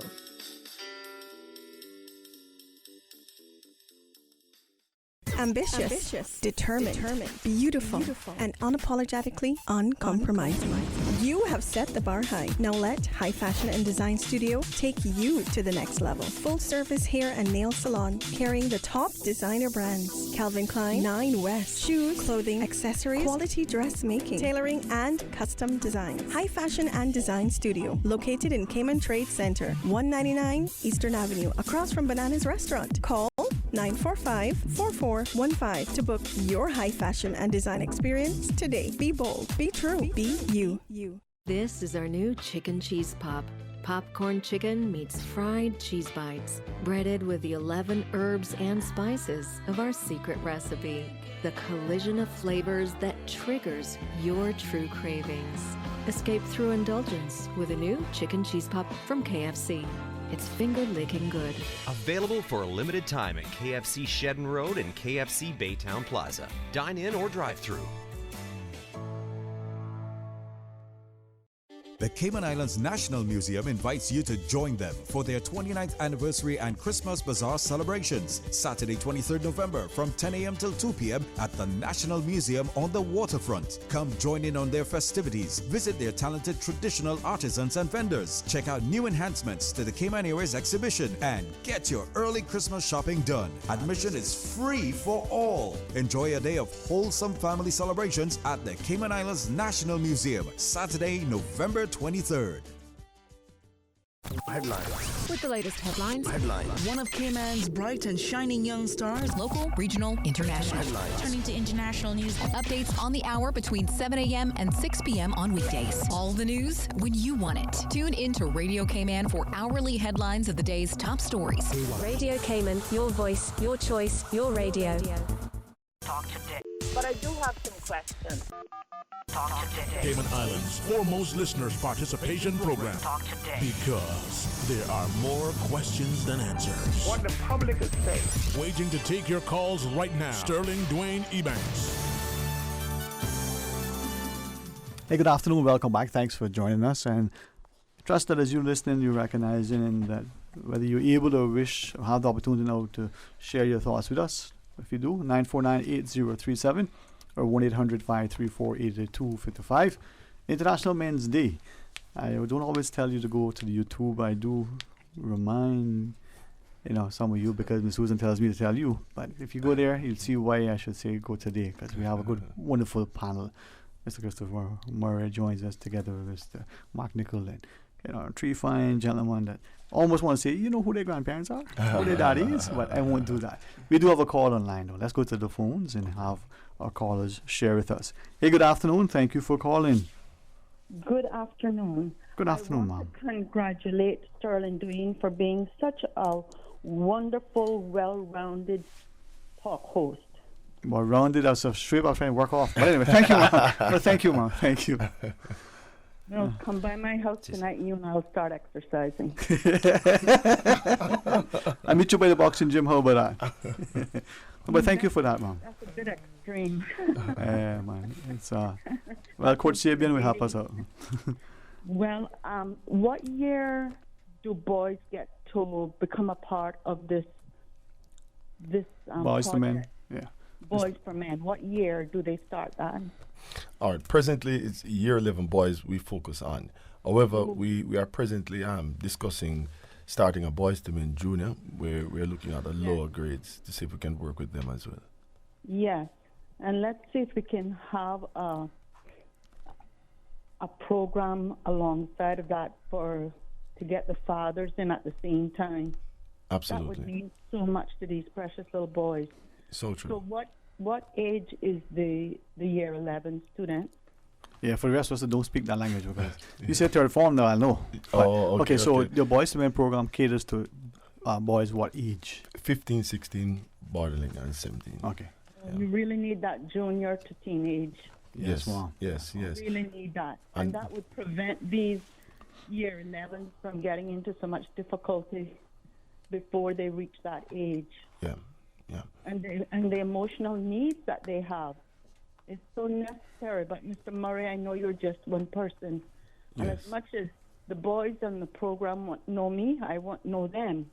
Yes. But I love them, and the way I can prove my love to them is by continuing to appreciate Mr. Murray. Thank you. And supporting him. Thank you. And praying for him. Thank you all. Thank you so God much. bless, man. Thank you. I do love you, boys.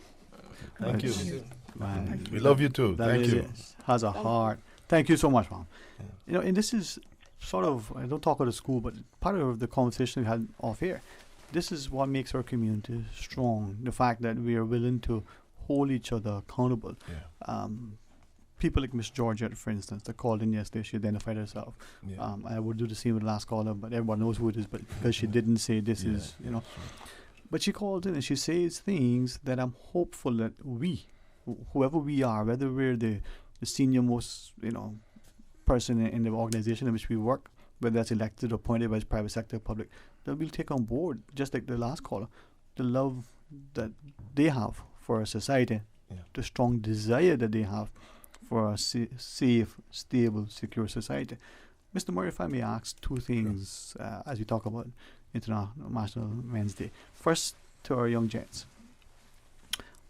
Again, careful if you choose that answer, and it's not to create any challenges for anybody. But we see in our society, sadly, more the negative things, and we talk always about it. I like the positive. I'm very optimistic, and when I talk about the good things, people say, "Oh boy, you know, I got to repair your glasses because they're rose-colored lenses." Like, you always see the good. I try to see the good. I'm quickly to kick you away the hurts when it's not literally, but when it's not good, because I want it to be better, right? Good. So we see in our schools the different things that happen, the fights, the arguments, all of this stuff. But with that in mind, how do we get to not only stop focusing on that, but more importantly, for that not to be the perceived norm, so that when you walk through our schools, there is not just joy and happiness, but there's celebration, there's opportunity. There are young men like you guys. I mean, the last caller said, you know, this is a little boys, because if she saw you guys, you know, big, strapping, muscular young men. But I know what she meant in terms of, she see these things, right? We as a society see that, and it would be that it's the very rare, if at all, occurrence of some misbehavior in our schools, as opposed to the perception that that's all that happens in our schools. You get where I'm going? Yes. Is that a question that we can probably put on the table? Are we comfortable with that? Yes, sir. Okay, Sure. yes, sir. To be honest, as I was saying, like how we all cope with one another and everything. And my two colleagues here, like, if, for instance, if we were to see like bad conflict situation happening, like a scenario, we would of course try to like help and stop it. Stop it from happening and prevent it from occurring, and show them right from wrong, because we're older and we're supposed to be showing them and be their role model. And all right, so let me ask that, and I'll ask this question more to you guys, but as the mentors, as the older, wiser heads, right? But first, if the gentleman here who want to read, there's a perception that, and I just exaggerate, there's 5,000 students in the school. We know that's not the case, but just use the student population. But that 5,000, only 5 ain't good. The rest of them are up to no good. No, I don't have that. I look at all of them like the last caller, and my heart goes up, man. It's just such a wonderful set of young men in particular. Right? Oh, yes. But as they walk through the schools and these things happen, we have this view that nobody intervenes. We see the videos, we see all this stuff. How do you deal with that, and how are you able to make sure that that's not occurring, that we see the good? Well, as other people would say, like, they look at our school as bad school, as others would say. But to be honest, once you get the actual feel and perception of our school, it's actually not a bad school. And it's very good academically and everything like that. And working with others, as you said, with like the 5,000 and whatever. All I could say is that everyone should just get together and just focus on the positive and like not the negative, because positive is better than negative. And just respect begets respect, right? Definitely. To add on to what Kevin was saying, I saw that I was a trouble kid too, going along in John Green year 7 and thing. I went to the AC department, Cornerstones and all that. And when I come back in John Gray, I joined boxing and I was doing rugby at the same time. So that I use sports as a way to keep myself out of trouble. So I use that to influence other kids too. So when they fighting anything, because I know that we as boys and thing, we rough and tough, you know. So I invite them to go to boxing, sports, or anything like that, so they can take out, because they might be going through some kind of anger or something, depression. So anything they are going through, they can relieve it in sports like boxing, you know, like rough sports like that. Well, I don't want to take away from the young men, but I'm hopeful that, you know, as the caller prior to the last one shared, we got to be mindful that a lot of our young ladies, the same behavior that we see in the young men, the fighting and all the other stuff, we're seeing it probably increasingly with the young ladies. So back to you then, Mr. Murray. Again, a question for us as a society.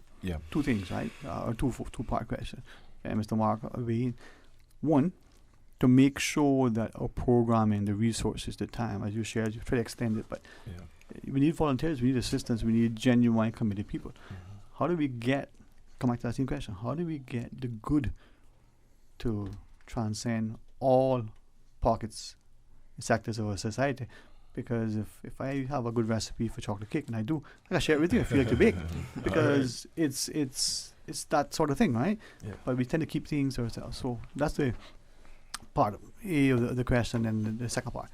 Mr. Mark, you want to jump in? What do you think? How do we get that? Because we can't say leave it to the politicians or the government or to the whatever the club is, because this is us. This is us now. Well, you know, the writer, I forget his name now, but I mean, talking about emotional intelligence, and emotional intelligence is a better predictor of how well you do in life, regardless if you're male, female, whatever.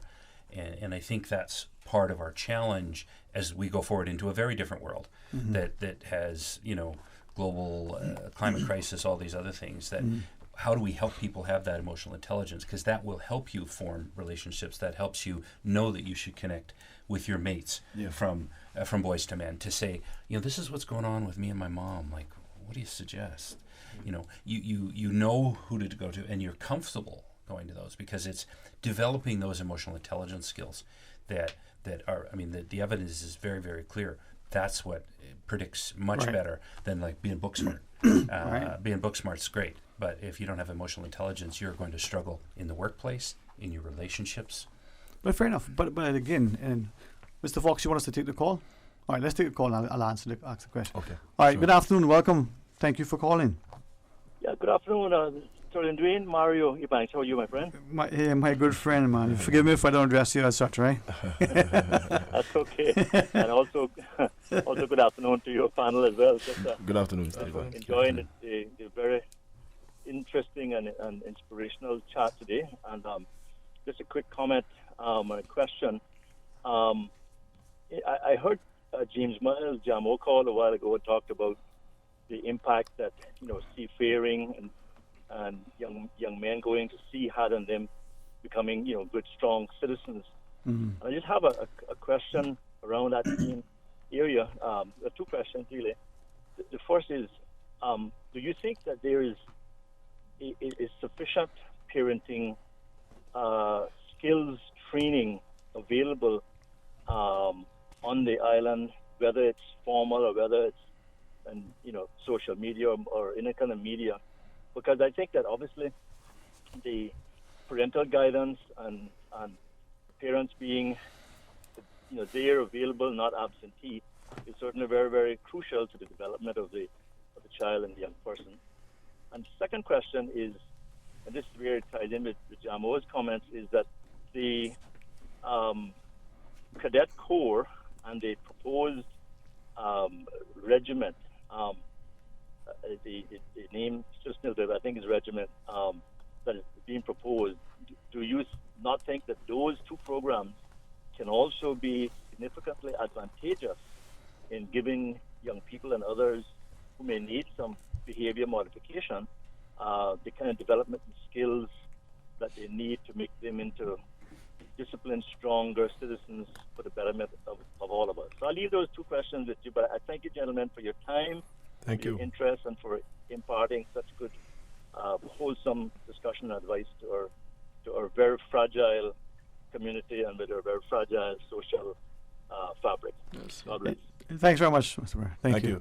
Mr. Murray. Well, to answer his first question, there is a huge deficiency in the area of parenting skills and parenting, enhancements with our young people. No, I think years ago there was somehow a stronger tone, a stronger impetus when it came to the community growing up one child. Everybody knew what they were supposed to say, knew what they were supposed to do, and presently we are risking losing a generation because of I guess there's so many distractions going on now, where you find that, back then there were grandfathers who would stay in the community and young boys would be gathered there just to hear him tell some stories, etc., etc. That's not happening anymore.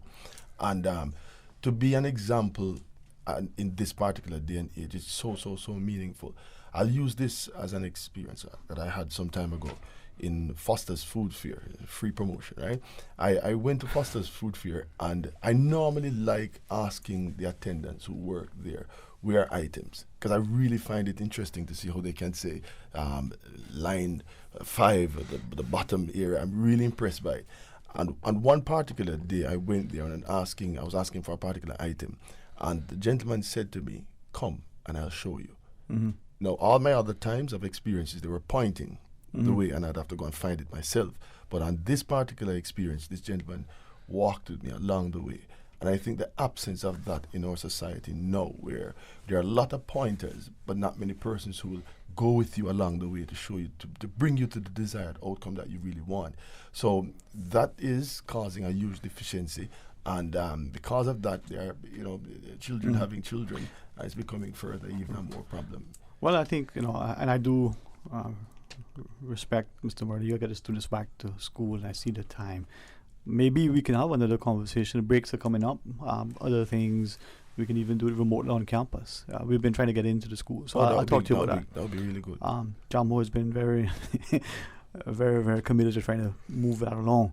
I know you have to get back to school, so I'll reserve my other question. Mr. Mark, you probably have the other things to do, but if you want to stay on and chat, the invitation is publicly there if you wish. Don't feel obligated. We can take a break now and call it a day. You want to stay on and have a chat? It's up to you. I'm in control of this part. It's not like I'm home. I'm in charge. Ooh, did you? And we've extended an invitation to our colleague, Mr. Raymond Singh, once he gets back from his meetings, if he has a minute, sit in and keep my company, talk.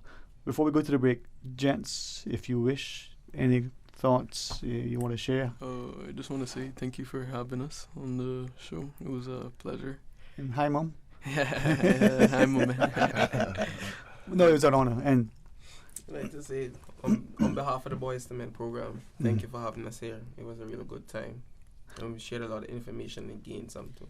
Well, thank you very much. And forgive me, you feel inclined to say something? Go right ahead, man. No? If you want to. Don't feel it. All right. Think about it. You want to say something? Go right ahead, man. Well, it was an honor, and I'm very proud of you, gentlemen. And like the later caller who shared, as we love on with and pray for with our young people, so important. Gents, continue to be great examples. Hold your heads high. and recognize that success comes in many forms, but as long as you have pride. Mr. Murray. Yeah, I would just like to say, if there's anybody that's interested in the Boys to Win program that would like to offer your time or your resources, etc., please feel free. I can be reached at 916-5559. We are aiming on having our fine dining where the boys will be escorting their mothers out to a nice setting. They'll be celebrating the true first lady of their lives. So we look forward for any support that we possibly can get.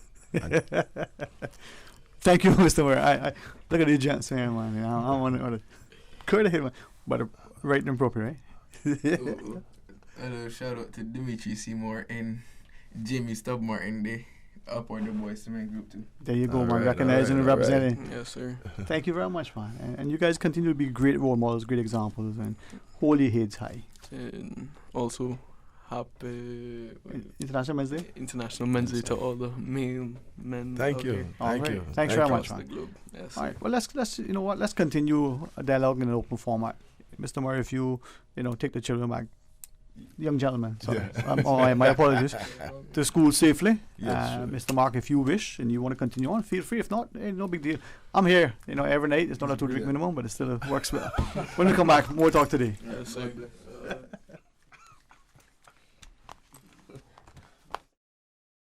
A caring and community spirit, cherished family and cultural values. These are some of the things that still embodies the Caymanian way of life in the Eastern Districts today. Savannah Pharmacy, your neighborhood pharmacy, located in Countryside Shopping Village, is delighted to offer products and services of real value. Whether it's catering to your family's medical needs or carrying apparel, gifts, and beauty products, Savannah Pharmacy provides you with more than just prescriptions. Remember, they're always just around the corner with everything your family needs and convenient opening hours, including Sundays and holidays. Savannah Pharmacy. For more information, call 946-3336.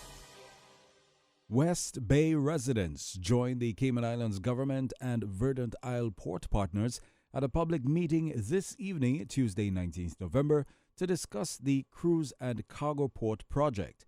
The meeting starts at 7 p.m.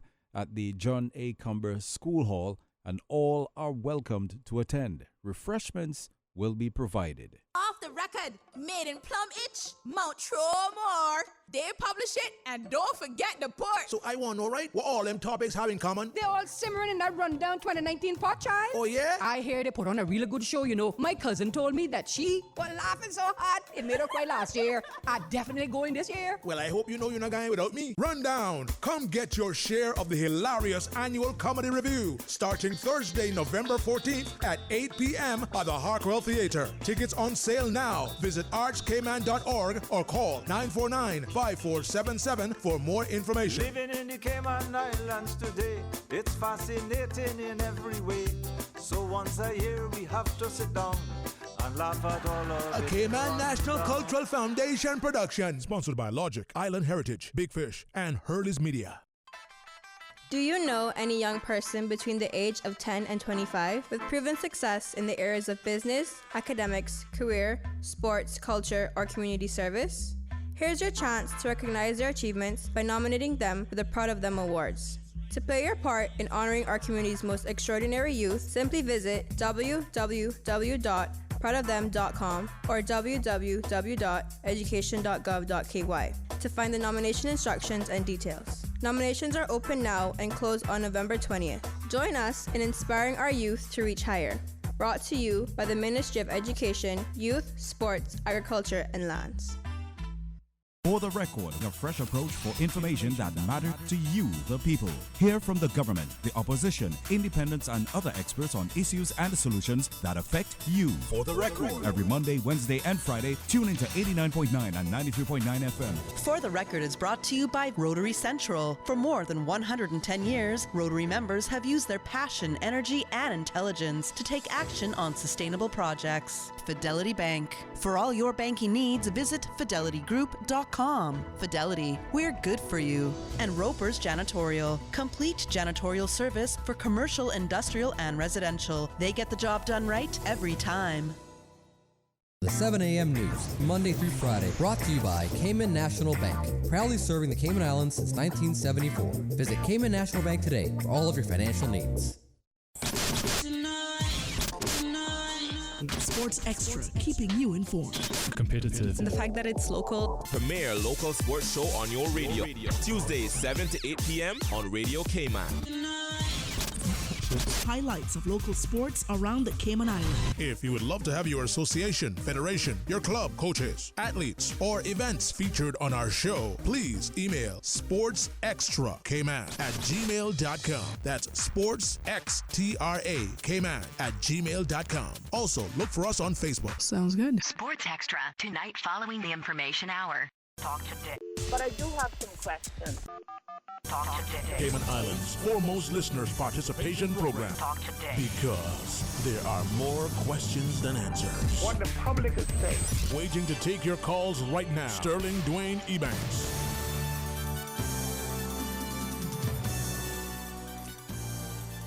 Hey, good afternoon and welcome back. Thank you for joining us. It's going to be some open line as we invite you to call and share your thoughts with us.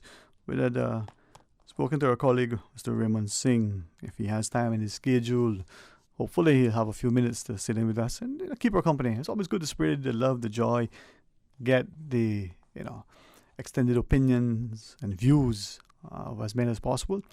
Sometimes we find consent and agreement, other times, well, it's not. But we want you to be a part of our discussion always, deliberately having access to our airwaves is what we want for you. Now, normally on Tuesdays we have our friends from the Health Services Authority join us at some time, but as you know, they're busy.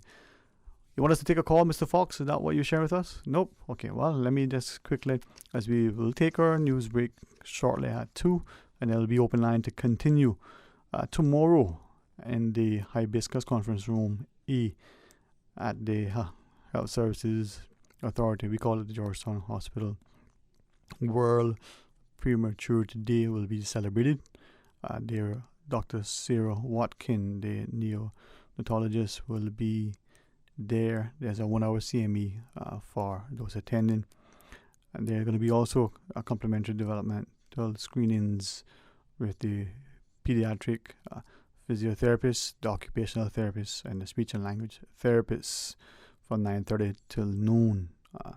So it's open to all children between the age of 18 months and younger, born at the 28-week gestation period or less. So World Prematurity Day tomorrow at the Georgetown Hospital. Certainly a lot of things. And we'll tell you more about that before the program is out and remind you how to book appointments. But if you quickly want to take a note, 244-2733. You can do that if you prefer to email Miss Faith Geely. You can email her faith.geely, Gealey, at hsa.ky. You can book the appointments for those complimentary developmental screenings with the pediatric physiotherapist, the occupational therapist, and the speech and language therapists as we look at, World Prematurity Day being celebrated tomorrow. Tell you a little bit more about it. But it's going to be some open line, and as we shared, see how Mr. Singh's scheduled appointments are going, and he'll may have a minute or two and he'll sit and we'll have a chat. It is, after all, International Men's Day, but we can talk about other things as well. And certainly make sure that our people have an extended voice and unfeathered as much as we can. We like to think it's unfeathered access to our airwaves here at Radio Cayman, especially on Talk Today, to share their thoughts with us. Now, DJ Fox, you know him, you see him. Some of you say, man, he almost handsome. And the rest of us go, we're not sure about that, but we think he's a nice guy. He's just controlling the boards and he's behind the scenes and making the sounds excellent for us. So he'll answer the phones. Now we'll pause and we'll take a break. When we come back, more Talk Today. Community radio with a different appeal. The voice of the people. Security through adversity. Stuck on you. Radio for all time. You're listening to Radio Cayman, the voice of the Cayman Islands. Today's biggest news. Radio Cayman. It's only 2 species that we have here on the island. Generations present. Your voice, your choice. For today's biggest news. Access to information. Local, regional, international. This is headlines from Radio Cayman's newsroom team. Today's biggest news. The Cayman Islands Football Association will be hosting a football match between the national men's team and Cuba and the USA this evening at the Truman Bodden Sports Complex. In order to facilitate this event, access for thorough traffic on Olympic Way will be limited between 5:30 p.m. and 9 p.m., especially directly in front of the Truman Bodden Sports Complex. During this time, people needing to access UCCI should do so via the Walkers Road entrance, as they will be unable to do so via Fairbanks Road and Aspiration Drive. Persons wishing to access the Truman Bodden Complex, including those attending the event, should do so via Fairbanks Road and Aspiration Drive, as they may be unable to do so via Walkers Road. Good afternoon, I'm Dion Anglin with your headlines and news elsewhere. 2 prison guards who were on duty on the night of disgraced financier Jeffrey Epstein's death have been charged with falsifying records. They are accused of failing to check in on him every 30 minutes and fabricating log entries to show they had. Epstein hanged himself in jail in August while awaiting trial on federal sex trafficking charges. The charges against the 2 guards are the first to arise from a criminal inquiry into his death. Epstein had pleaded not guilty to sexually abusing dozens of girls, some as young as 14. And thousands of Disney customers say they have been hacked after signing up to its online streaming service. According to a report, since Disney Plus went live, attackers have stolen thousands of customers' accounts and put them up for sale on the dark web. People waited on telephone and online chat lines for hours, and many still say that Disney has yet to sort their problems. But the firm says it does not believe its systems have been compromised. That's a wrap of your headlines. I'm Dion Anglin. Stay in touch with Radio Cayman for the latest in news and information. Follow Radio Cayman on social media, Facebook, Instagram, Twitter. Download the Radio Cayman app or log on to our website, www.radiocayman.gov.ky. Radio Cayman, your voice, your choice, your radio. Man, I was actually missing Youth Flex and seeing Mr. Jamu. Facts, but you know what I happy for? It's Mahindra season, boo. Y'all, I hear we having something big and better. But wait, we in November still? Don't forget Pirates Week Madness just passed. Yo, Angel, you hear that song playing now? Yeah, that's Young Fusion. Did you know he's a Proud of Them honoree? Our guest this Wednesday, we will have the Proud of Them bosses along with the Snapper Cook-Off champion. Cheese boy, I could do with a plate of snapper right now. The word of the week is pragmatic. Pragmatic. It means dealing with things sensibly or realistically in a way that is based on practical rather than theoretical considerations. You can join us this Wednesday from 4 to 5 p.m. right here on Radio Cayman, 89.9 FM for the new season of Youth Flax. And you can also check us out on YouTube Live. And for Youth Flax, a program for all people by young people. Youth Flax, more than talk, more than talk. My room is Orlando. Bougie the Mando. Talk today. But I do have some questions. Talk today. Cayman Islands' foremost listeners' participation program. Talk today. Because there are more questions than answers. What the public is saying. Waiting to take your calls right now. Sterling Dwayne Ebanks.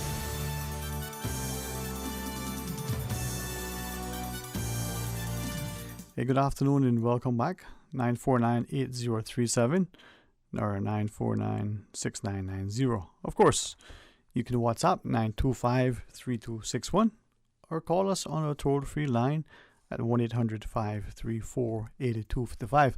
It's open line. Let's go to the phones. Welcome, you're on Talk Today. Hello, good afternoon. Yeah, good afternoon. Good? Yes, sir. Yes, sir. Yes. Thank you. I didn't realize I was on. No, our apologies, but thank you for calling back. Yes. Yes, I just like to see with previous guests talking about Men's Day, I think it is. International Men's Day, yes, sir. Yeah, and that's all. It's good, that they're on there and giving your points of view, and Jamo, who everybody has a lot of respect for calling in his input, Mario, and those gentlemen who are on, and the young man who talked about in school, and use the sports to take away his anger and the lure that might be to go the wrong way, and that's so excellent and good. I remember also when I was going to school there in Jamaica.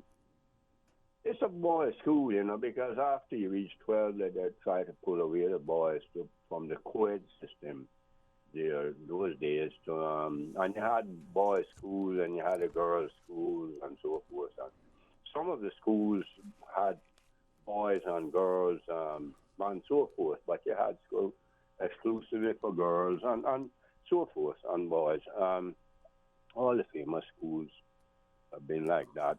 I went to Calabar, and I remember, in the days, like when we were in first form, second form, the guys in fifth and so forth, they would, if we were passing by going to assembly, I could go to assembly and worship morning before everything started. That was it, prayer and singing. And that's a must, to miss that. And I don't know if they still do that in the government school. I don't know what happens, what obtains today. But anyhow, I remember that they would stop us and you're just a boy, and let us recite poetry and all that. Then they went off and we had to recite the poetry. So we would be late for assembly. So naturally we'd get a detention for that, and that was it. And we accepted that. And when I became into fifth form, we did the same thing. We weren't violent or slapping or hitting nobody, but that was the thing. You had to make them stand on a chair so they'd miss assembly or miss something, and then they would get a detention. And then, when you leave school, you realize that was the wrong thing to do. You shouldn't have been doing that. Yeah. If I could ask you, though, yes. Help me, because I'm glad you mentioned that. And many of us, whether we're of your generation or whether we're, of mine, we will think back to the behaviors that we did in school. Like you said, it wasn't violent, it wasn't all that bad, but it still caused the child to get a detention. That, in a sense, any difference between doing those things other than the obvious physical, injuries to the child, but a bunch of boys ganged up on another boy, or the other behaviors that we see now that seem to be much more egregious, from a principal perspective, isn't it one and the same? It more or less is. But, nowadays there are mountainous challenges because we can't kill ourselves. Television and the cell phones and the different things has a tremendous influence on youngsters. Mm-hmm. So we're falling into a whole new ball game that most of the movies on television now are very violent. Very violent. Sadly, yes. Chopping up on bad words. Very gore, Yeah. And it's very explicit, and this sort of what do you call this world? The visual? No, not that. I forgot what it is now, but the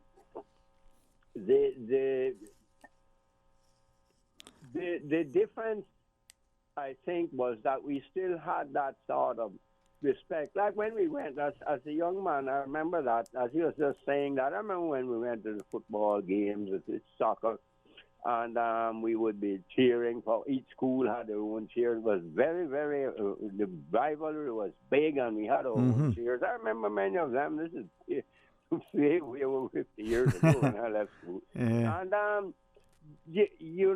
that was when we bonded together, the youngsters with the bigger boys. When we didn't sit with them, we sat more or less at two. And then when we got older, we all sat together for form, but we were cheering together, and the youngsters, we encouraged them to cheer and want to make sure that they cheered, and so forth. And then that was the bonding then, like a older man to a young boy. But the parenting, a lot of people would, I guess they're, what do you call them, behavioral scientists and stuff, would teach you, and that's all well in its place, how to be a real good father, and so forth. But it's a learning thing, because as you go along, you learn. And like the St. Paul, that famous missionary there, an apostle, when he said, all have sinned and come short. And you will fail. Don't think that you'll be perfect. Only the Lord Jesus, who was not really an earthly father, but he often talks about his father. Right. And he was looked upon like the father of all, and the most important name ever in the history of our planet. And if I may ask then, right? And this is why I always enjoy, you making time to share with us. And I would say again publicly the times that we sort of interject and maybe even, end our conversation a little earlier than we would like to. Thank you for accepting our apology that we're just trying to get on to some of the things that are beyond our control. But if I may ask you then, with the experience and expertise that you have, looking at our system. Well, I differ. Whatever I learned, and my interest now for the last several years is our history. Yes, sir. And sadly, on our identity, yes. As Miss Mary Lawrence put it absolutely correctly, we often say, well, our culture and our heritage, but I think it's boiled down now to our identity. We're losing. Our identity. With that then, and that probably maybe a good segue to ask the question in two parts then. Sure. The identity, right? We see the society and we almost boast sometimes, we got 150 nationalities. No, I must share, I like that because I can learn so much from different people. Sounds good. Yeah, without having to leave my shores, right? I can hear different languages, foods and so on. But there are some challenges. Thankfully, so far, we've done pretty good with managing, right? But two parts to the question. One, given the a good thing. That changes a lot, yeah. Yes. And those rapid and profound changes that we're experiencing, the absence of us, however we define us, to show respect for us and our society, our values, and our identity. To what extent do you think that may be causing some of the disquiet that we see in our society, especially amongst our young people? Well, you make a very good point. This is a very, very important thing. And I don't know why people are sort of afraid to say it. That has a great effect on how we even think about ourselves anymore. When I say ourselves, I mean generational Caymanians, the parents, the grandparents, the great, and so forth, on. And even those who are not generational to that far back thing, maybe just a parent who is a Caymanian. It's that it does change our outlook. We can't deny that. The younger people, it's hard for us to impart to them how it was when we were, as we were talking about Mr. Walton and all this, and many, many more can talk about who were there, my father, and that growing up and all that. And all we were ever known for, Caymanians, trust me, because when you go away, when you really see that and grow up, is the seafaring abilities. That's what we are known for. People used to come to my father to teach them how to tie knots and all kinds of things. And I remember that very well, and watching butchering a turtle and taking pictures of that. I remember that. I'd never seen a green turtle, and even most of the loggerheads, that's that anyhow. And, the guy couldn't afford to butcher a green turtle for us, that would be for sale, the loggerhead. Yep. Anyhow, that's the thing that has changed, and they don't know about that, the younger people and young children growing up. We're only telling them something we knew, and the passion we have had when we think back on those days and say, oh my, up to, let's say, the 1970s and the late 60s and so forth, way the 70s, the premium days for Caymanians, as far as I'm concerned, sort of, because we still could maintain some of the old things. A lot of guys are still going to sea. Many come home and could get a job at the hotels, doing the maintenance from and so forth, that few hotels we had, and into different things, and repairing the trucks, driving heavy equipment, whatever, and building houses. And it was then not what we have now. So when we're talking to them, they're kind of saying, oh, what in the world is he talking about? What Mr. Mickey saying? And I said, well, this was, and I said, I can't. Then I instead of me continuing on, I'd say, well, best I don't go on with this. Best for you to sort of read a book. I might suggest a book to them. Nobody reads books anymore. Sadly, young people. They sadly don't. So, you're at a dilemma. But like I say, you don't learn to be a proper father, I don't think, from some scientists or psychologists or psychiatrists. That's all very good. We know that's very necessary profession, extremely. But I think you learn to beat yourself, watch yourself, what you're doing, and try and, be involved with your children. That's very, very important, especially with your son.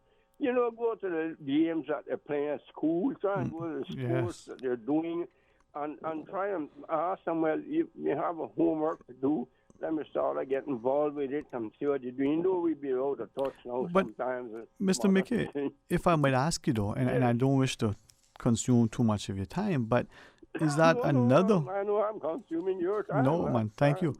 Is that another one of the challenges that this society is facing, is that the parents, whether it's the father or the mother, they don't seem to have time or be able to make time for whatever reason, work commitments and like to go to the games at the school, to get involved with the homework, to be that instrumental part of that child's life at that time, because of all the other stresses and pressures and demands on life.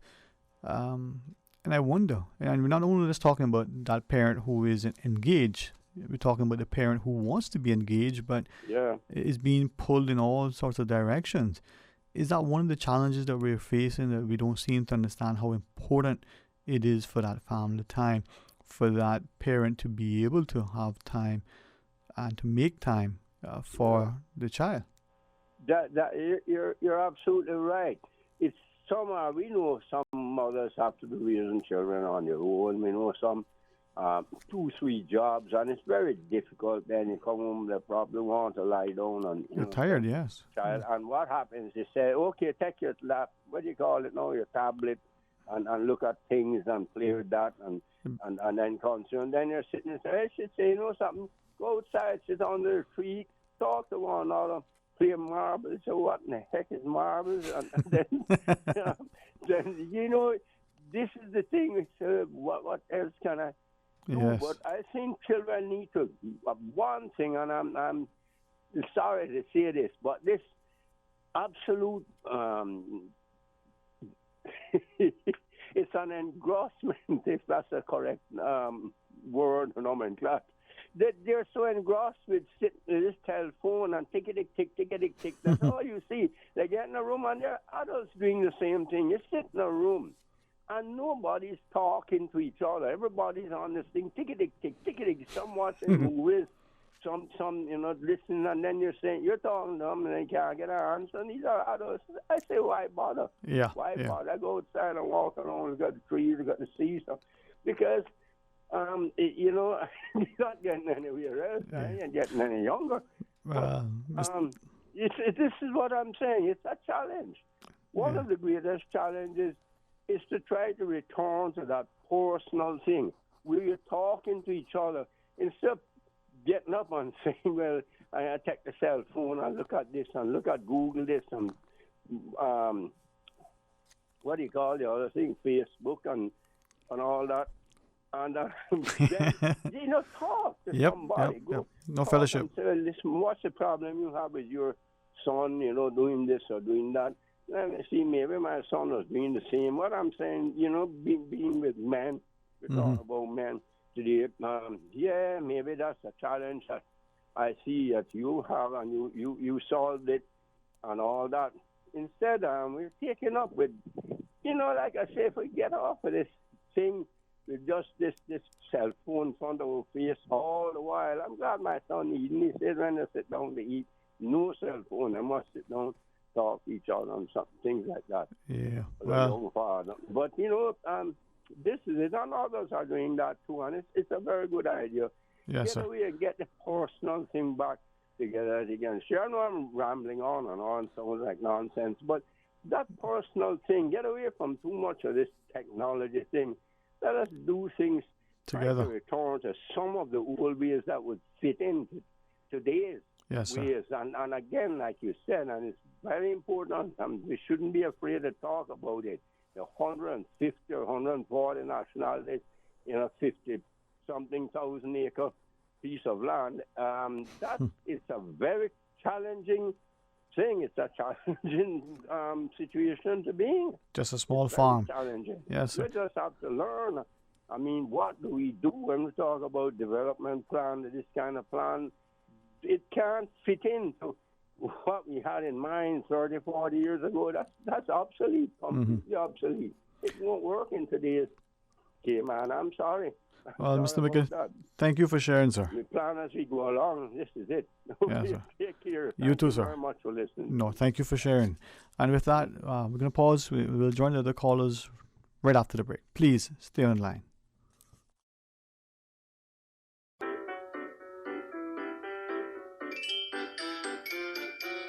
Starting November 1st to December 31st, you can earn double points every time you use your Fidelity credit or prepaid cards. That's not all.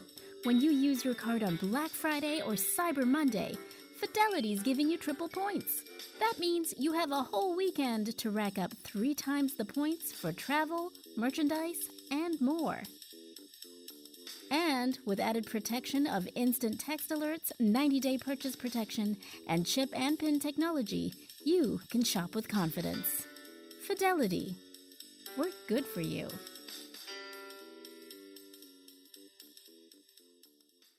Ocean Med is open for appointments at Bayshore Mall. The only healthcare facility on island designed exclusively for women offers a wide range of radiology-based medical screening and diagnostic tests, such as mammograms and ultrasounds, with state-of-the-art technology, full OBGYN services, a complimentary healthcare coordinator, and a stunning facility equipped with calming, multi-sensory exam suites. Ocean Med is dedicated to providing competitively priced healthcare excellence to women in our community. Book your appointment today. Call 946-2326. Or visit oceanmed.ky. ValueMed Pharmacy is your community care partner for health and wellness needs. We offer convenient prescription processing at the counter and online at value-medpharmacy.com. That's VALU-medpharmacy.com. With pickup available at the Walkers Road or Boddentown location. We also accept transfer prescriptions from other pharmacies. More than just a pharmacy, shop ValueMed for personal care and beauty products from trusted brands, perfume and gift sets, Hallmark and greeting cards, baby clothes, footwear, handbags, swimwear, home decor, toys, school supplies, and stationery. And home convalescence aids like wheelchairs, walkers, crutches, canes, and hospital beds. With 2 locations to serve you, Walkers Road in Georgetown and in Evron Plaza, Boddentown. Visit ValueMed, more than just a pharmacy. Imagine a Cayman where you can go out and enjoy an evening with your family and get home safe and sound because you decided to do exactly what you said you would. Or a night out with your girlfriends to bring in the new year with plans to head to as many venues as you can. What about a happy hour with your colleagues to celebrate without worrying about who was driving you home? Well, guess what? Your wish is my command. Take the pledge, designate a driver, or ride the Purple Ribbon bus on New Year's Eve. We want you to arrive alive, 345. This message was brought to you by Radio Cayman and the National Drug Council. Hi, my name is Neraya LeBlanc. I am the minister and evangelist to the West Bay Church of Christ on 24 Batabano Road. I would love to take this opportunity to invite you to experience God's family at West Bay for yourself. We are a caring congregation that strongly believes in reaching out beyond ourselves to spread the gospel of Christ. We also take great pleasure in ministering to the needs of our people in our community. As God's called out kingdom people, we are in the business of transforming lives for the Master's use. For more information, you can visit our website at westbaycichurchofchrist.org or call us at 946-9294 or 917-1809. Declaring the word of the Lord. Cayman Islands Church of Christ presents Word of the Lord. Word of the Lord, heard Sundays at 6:30 p.m. on Radio Cayman. Talk today. But I do have some questions. Talk today. Cayman Islands' foremost listeners participation program. Talk today. Because there are more questions than answers. What the public is saying. Waging to take your calls right now. Sterling Dwayne Ebanks.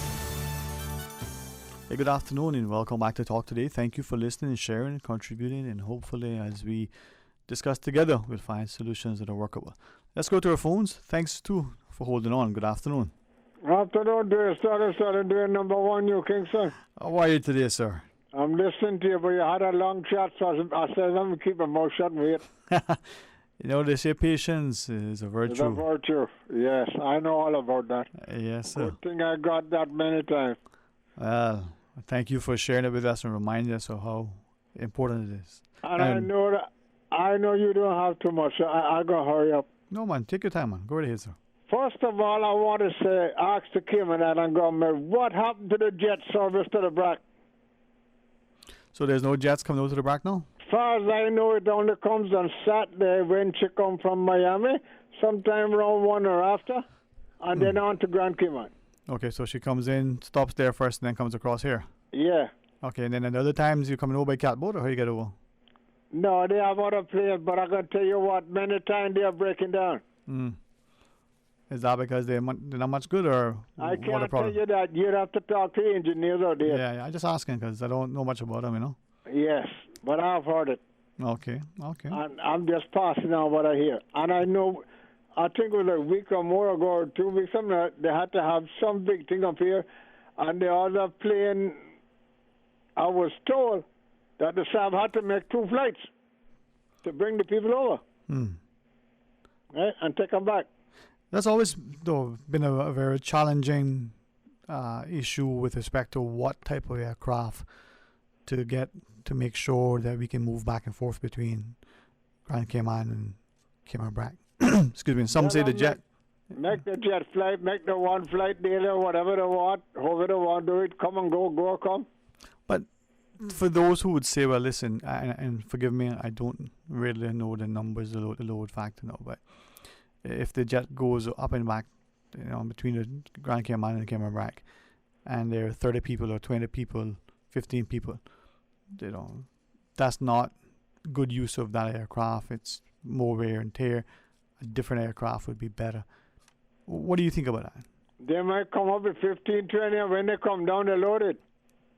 Okay. That's what you got to look at. Many times I've heard she went to Miami before, not nowadays, with all like 10 people and come back loaded.